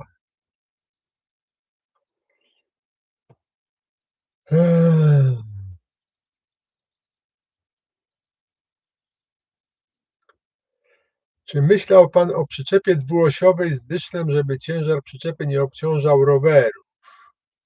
Dariusz Szrągowicz chyba, Szelagiewicz. Tak, myślałem, z tym, że ja gdzieś kiedyś przeczytałem, teraz już nie mogę tego znaleźć nigdzie, gdzieś przeczytałem i tak mi utkwiło w pamięci, że w Polsce dopuszczalne przyczepy, do dla jednośladów, przyczepy muszą być jednoosiowe, nie mogą być wieloosiowe. Tu kiedyś, jakiś chyba Niemiec mnie się pytał na ten temat i zacząłem szukać tego, gdzie ja to znalazłem i nie mogłem znaleźć nigdzie źródła tej wiedzy. Yy, I teraz zastanawiam się, czy to na pewno była prawda, czy może ktoś tam gdzieś napisał coś, ale nie bardzo wiedział. Więc gdybym nie zasugerował się tym, to rzeczywiście prawdopodobnie zrobiłbym tak, jak tam tu pan pisze, że z tym jednym kółkiem z przodu, gdzie to jest bardzo dobre rozwiązanie. Rzeczywiście, tak, tak, to by było dobre. To by było dobre. Nie tylko, że nie obciążałoby rowerów, ale też wtedy przyczepa by mną nie rzucała, tak jak teraz nieraz na tych zwłaszcza na tych takich wyboistych drogach, gdzie czasami przyczepa jednym kołem złapie piach, a jednym po twardym tego i wtedy ona chce skręcić tutaj w stronę tego piachu, no i wtedy ten dyszel mnie trochę tam rzuca, ja muszę wtedy balansować, kontrować i tak dalej i wtedy tam się trochę gorzej jedzie. Ale ale faktycznie to byłoby dobre rozwiązanie. Subiektywne podróże. Czy planujesz masową produkcję takich przyczepek? No nie, masową produkcję. Żeby robić masową produkcję, to musiał być też masowy popyt. Tymczasem ze sprzedażą takich przyczep nie jest zbyt różowo. Nie. To jeszcze w Niemczech jest dosyć popularne to. W Niemczech, tak, tak, tam, ale tam nawet ta firma, która robiła przyczepki, jakieś problemy ma. No, jest tam taka firma, Mody chyba się nazywa, Mody? Chyba tak. Nie Moody, nie przez 2 O, przez jedno O, Mody chyba, o ile dobrze pamiętam. Nawet gdzieś czytałem, że planowali przenieść produkcję do Polski. Ale nie, to jest słaby ten. Tutaj w Niemczech jest taki człowiek o polsko brzmiącym nazwisku, nazywa się Jörg Skowronek. On robi takie jednostkowe, ale takie na zamówienie robi przyczepy. Bardzo fajne, z tym, że on robi z blachy aluminiowej. Jego przyczepa waży chyba około 60 kg i taka dosyć obszerna jest. Z tym, że no, tam w tej przyczepie nic nie ma oprócz łóżka, tak? Jest tylko łóżko, okno. Resztę trzeba dopłacić albo samemu sobie założyć. Ale to raczej tylko takie. On może robi tam jedną rocznie, dwie, może nie więcej. Czy w podróż zabiera pan agregat poronotwórczy? No, panie Tomaszu, nie. Tutaj teraz jest tyle prądu ze światła słonecznego, że nie ma sensu. Ja agregat prądotwórczy zabieram tylko zimą, kiedy kiedy tego słońca nie ma. Panie Andrzeju, czy ma pan również plan na podróż gdzieś dalej za granicę? No nie, tutaj mi tak, myślałem o podróży zagranicznej na ten rok, ale ponieważ jadę tu dookoła Polski, więc nie pojadę za granicę. A w przyszłym roku to już raczej chyba będę inne rzeczy robił. Właśnie nie wiem jakie jeszcze, bo są 3 opcje właśnie. Albo przyczepa, nowa przyczepa rowerowa, albo kamper samochodowy, zrobienie kampera samochodowego, takiego małego, albo zrobienie takiego, mm, no,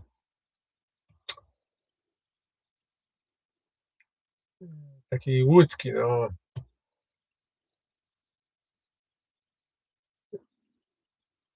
niedużej łódki, ale takiej z takim mniej więcej, tym programem socjalnym, socjalno-bytowym, tak?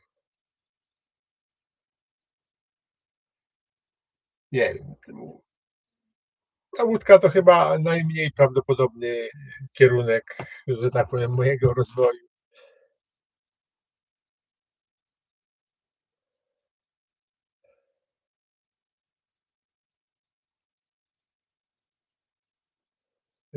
Chyba coraz trudniej się kręci, latka lecą, co nie?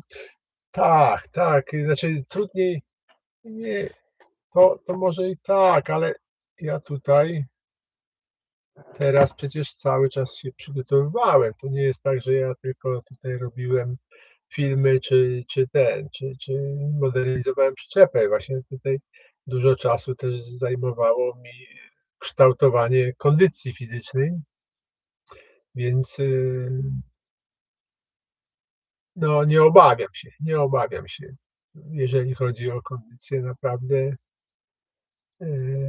jest na niezłym poziomie, aczkolwiek, no, widzę różnicę, jeżeli chodzi o chociażby 5 lat temu, tak. No jest różnica, to tak jak wcześniej zauważyłem, że niektórzy mówią, że wiek to tylko liczba. No nie, nie. Wiek, ma wprowadza ograniczenia, wprowadza powoli, niektórym szybciej, niektórym wolniej, ale ograniczenia są nieuchronne, jeżeli chodzi o wiek.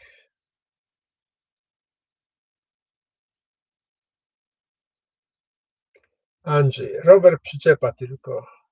Chodzi zapewne o te plany, tak? No tak, powiem szczerze, że mnie chyba by najbardziej to interesowało zrobienie takiej przyczepy i jeżeli bym robił tą przyczepę, tą, nową, trzecią z kolei, to tak, to już bym zrobił właśnie z tych, no, z laminatów, prawdopodobnie właśnie składaną, bo tak inaczej tutaj nie miałbym możliwości.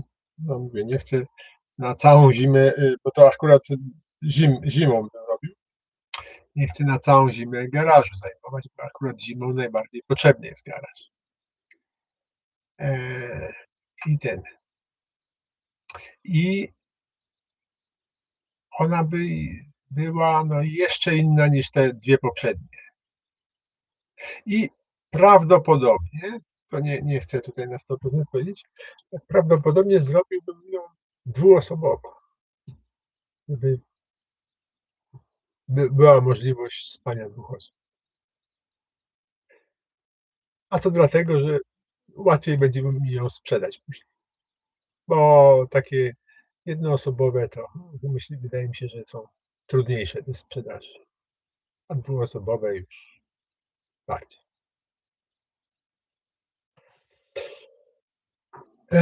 Czy boisz się lateksów i na noc zamykasz drzwi na 2 zamki? No mam tylko jeden zamek, ale zamykam. Tak, rzeczywiście zamykam. ale to może nie z obawy przed lateksami, raczej tak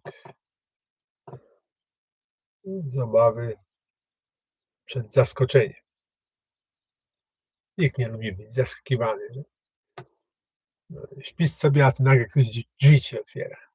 Nawet, powiedzmy, eee, z przyjaznym nastawieniem. Raczej to niezbyt przyjemne, moim zdaniem.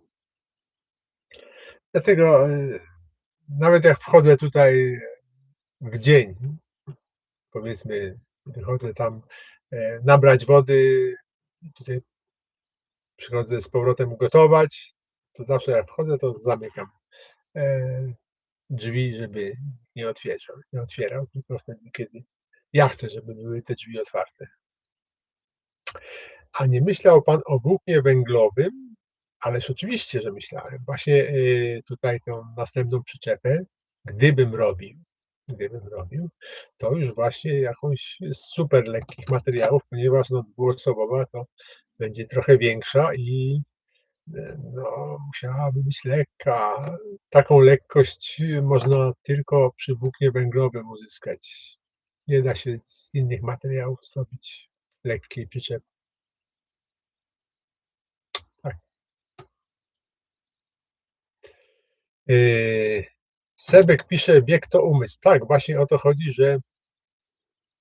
że tutaj niektórzy, mogą być młodzi wiekiem, a starzy umysłem lub odwrotnie. Yy, Tylko, nie chodzi mi tutaj o to, że młody umysłem to znaczy niedorozwinięty. Nie, młody umysłem, czyli że po prostu, ma większą, że tak powiem, śmiałość, w myśleniu, bo często właśnie starsi ludzie już tak mniej mniejszą wyobraźnię mają, jakby tak, częściej się obawiają czegoś. No, jest to jakieś takie inne nastawienie takie, do rzeczywistości, tak? I to jest właśnie, to można zmieniać, tak? Natomiast, ciało będzie się starzeć, to nie ma siły. Owszem, dużo pracując nad ciałem można to starzenie spowolnić trochę, ale nie da się zatrzymać. Eee, Pytanie: co było powodem zamontowania dodatkowych paneli słonecznych? Chodzi o te po bokach panele, tak? Bo te, na górze to, zamontowałem po zimie, one standardowo były. Te po bokach zamontowałem właśnie dlatego, że chciałem oprócz, ładowania,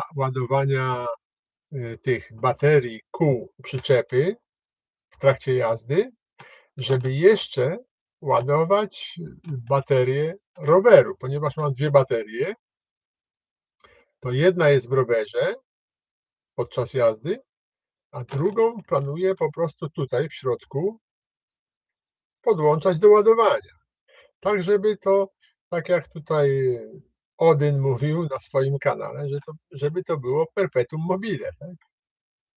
Że, w trakcie jazdy ładują mi się cały czas baterie i żeby na postojach już się tym nie zajmować. Oczywiście na postojach w trakcie przemieszczania się to oczywiście, będę ładować, ale chodziłoby mi o to, żeby po dojeździe na miejsce już, nie bawić się z tym, nie martwić się o te ładowanie tych rowerów, baterii roweru, żeby, naładować, żeby to po prostu było tak, że już dojeżdżam i w zasadzie wymieniam tylko i dalej mam pełną następnego dnia, tak? Ale żeby tak było, no to jednak musi być więcej paneli. Początkowo myślałem o składanych panelach w środku, ale chodzi o to, że one są 2 razy cięższe. Na przykład panel, eee, 200 wat, tak jak ten tutaj, który mam, ten waży, 3,5 kg, a składany 200 wat waży 7 kg, około 7, tam 6,5 do 7, a niektóre to jeszcze cięższe są, ale takie lekkie, tak. Więc, tutaj wolałem, jednak tak. Co prawda muszę przyznać, że trochę to psuje taki efekt wizualny tej przyczepy z tymi panelami na bokach, no nie wygląda już tak cudownie. Także trochę to gorzej wygląda, ale no dzięki temu będzie można cały czas mieć naładowane te, mm, naładowane baterie, bo bo jak, planuję właśnie te noclegi na dziko, no to czasami nie będzie możliwości, bo na przykład brzegi rzek przeważnie są bardzo zarośnięte. Przeważnie, nie zawsze, ale są zarośnięte i tam, te panele już niewiele będą dawać tego prądu. Nad jeziorami to jest lepiej, bo zawsze jedna strona jest, bez drzew, tak. Nawet w środku lasu, jeżeli jest jezioro, no to tu przy brzegu jeziora jednak od strony jeziora nie ma drzew, tak. I tam, jeżeli na przykład wieczorem stanę po wschodniej stronie jeziora, no to mam wieczorem słońce niczym nie przysłonięte. Więc z tego względu, tak.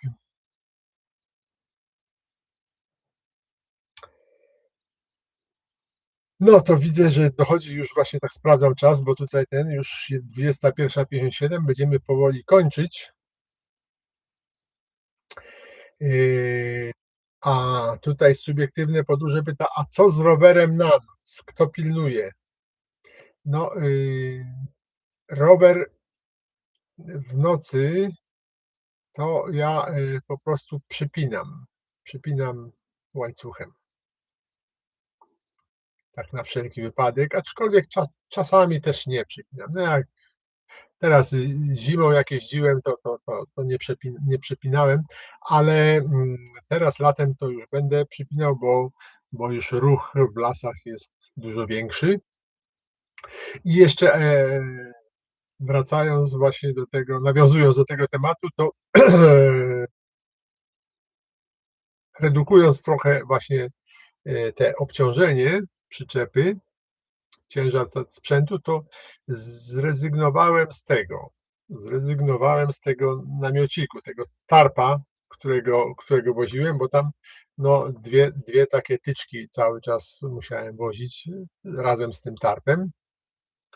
Teraz, mam taki pokrowiec na rower nakładany, specjalny, uszyty na rower i będę po prostu tylko zarzucał. Raz, że jest lżejszy, no bo on mniej więcej waży tyle, co ten targ, czyli odpada, waga tych 2 maszcików. Ale szybkość, zakładania go jest nieporównywalna. Po prostu stawiam rower, nakrywam, koniec, tak? Tutaj z tym miałem dużo więcej, pracy. A tak jak, już mówiłem wielokrotnie, dużo pracy będzie mnie kosztować, relacjonowanie w miarę tak, na żywo, że tak powiem, tej wycieczki, więc, dużo więcej czasu będę musiał poświęcić na robienie, filmów, z wycieczki, tak, niż ustawianie jakiegoś namiociku obok przyczepy. Także będzie trochę inaczej. O, pozdrawiam z Sępólna Krajeńskiego. No, Krajna to kiedyś były taka okolica często przeze mnie odwiedzana. Tam jeździłem nad rzekę Łociczną, nad rzekę, mm, Płytnicę, Różyca też była. Raz byłem nad Różycą. Bardzo ładne rzeki tam. O, w ogóle piękna okolica. Tak.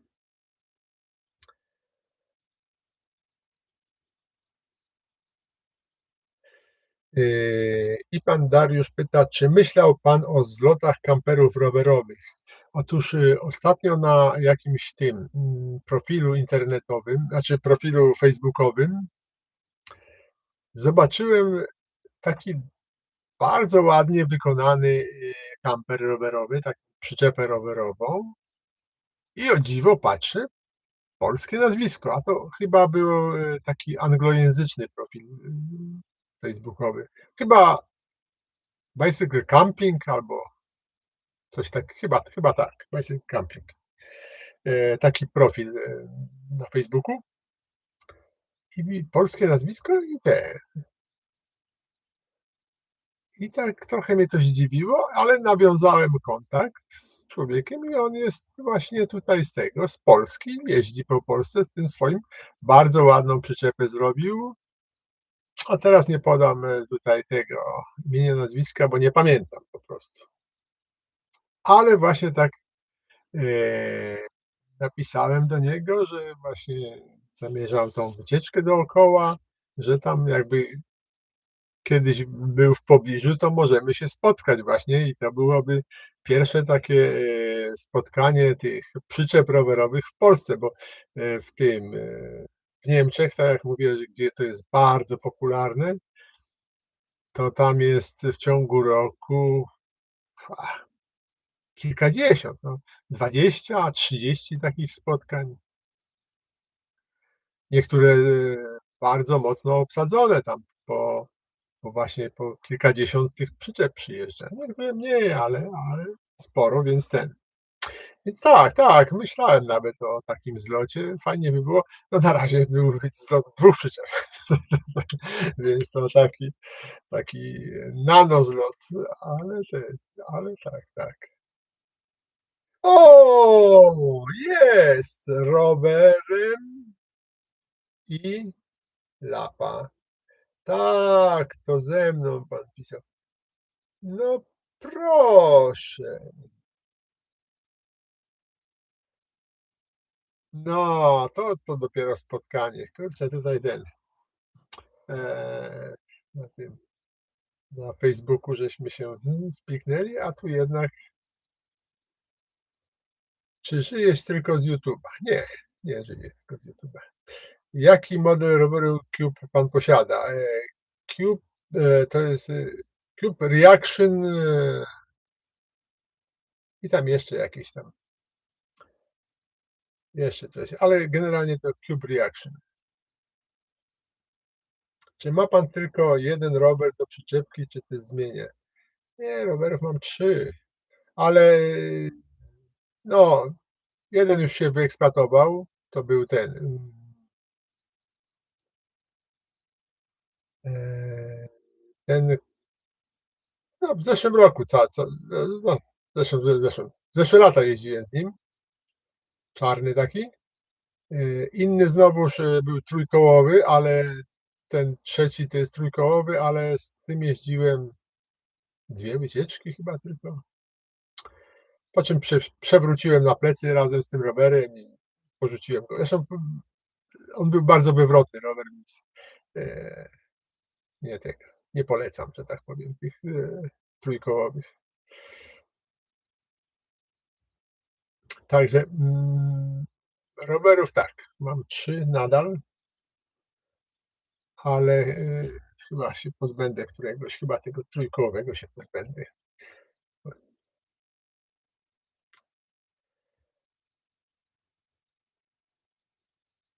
Ma pan zły wpływ na mnie, bo kompletuję klamoty na razie na towarową przyczepkę zapewne. No i słusznie, słusznie. Towarowa też jest bardzo przydatna. Ja mam co prawda kupioną towarową, ale, często używałem i fajnie. Kiedyś ja właśnie jak jeszcze w Szczecinie jak mieszkałem dosyć blisko Castoramy. Jak robiłem remont mieszkania, to cały ten towar z Castoramy to ja tą przyczepką rowerową przywiozłem do domu. Dobrze, ponieważ widzę, że już, te pytania się powtarzają, więc tego, będziemy kończyć bo już jest 20, już jest czas przekroczony o 6 minut. Ale tutaj rowerem i nie wiem, łapą? Rower mi lapa. Nie, rowerem rowerem mi lapa. Dziwny ten login. Także chciałem tylko, powiedzieć, że nadal liczę na spotkanie, tak? Będzie tutaj, na bieżąco, że tak powiem, widać, gdzie jestem. Zwłaszcza właśnie na Instagramie będzie widać na bieżąco, bo tam to bez żadnej zwłoki będzie. Tutaj na YouTubie, ze zwłoką powiedzmy tam, e, 3 dni maksymalnie będzie publikowany materiał, więc, mam nadzieję, że zobaczymy się. Ile zestaw waży? Zestaw, to znaczy, co rozumieć przez zestaw? Ja powiem, że przyczepa załadowana to szacunkowo waży około 200 kilo, a rower, no to tak jak rower plus ja, czyli też jeszcze tak 110 gdzieś. Poda pan konto na Insta? Katarzyna pyta. Tak, tutaj już, mówiłem wcześniej, jak ten pomysł padł, że, w opisie pierwszego filmu z pierwszej relacji będzie też, moje konto na Instagramie. Proszę czytać właśnie te opisy filmu, bo tego przeważnie nikt nie czyta, ale tam zamieszczę, ten link do mojego Instagrama. Więc, tak, ja też liczę na to. Tak, zróbmy pierwsze spotkanie przyczep rowerowych w Polsce. I wtedy tutaj telewizja się zjedzie i helikopterami będą nas filmować. Pozdrawiam szerokości. No dobrze. No to, pozdrawiam wszystkich, dziękuję za, liczny udział i dużą ilość pytań.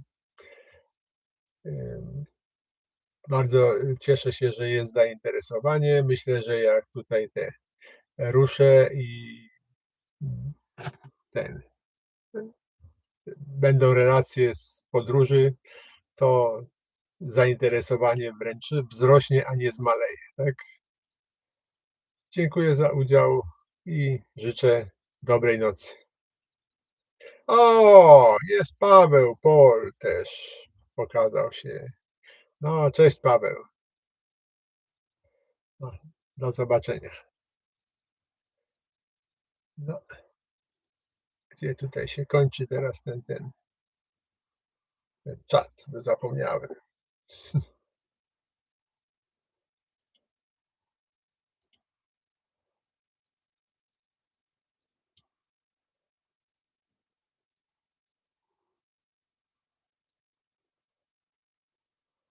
Gdzieś tutaj pięknej wyprawy pani Iwona życzy. No, dziękuję, dziękuję.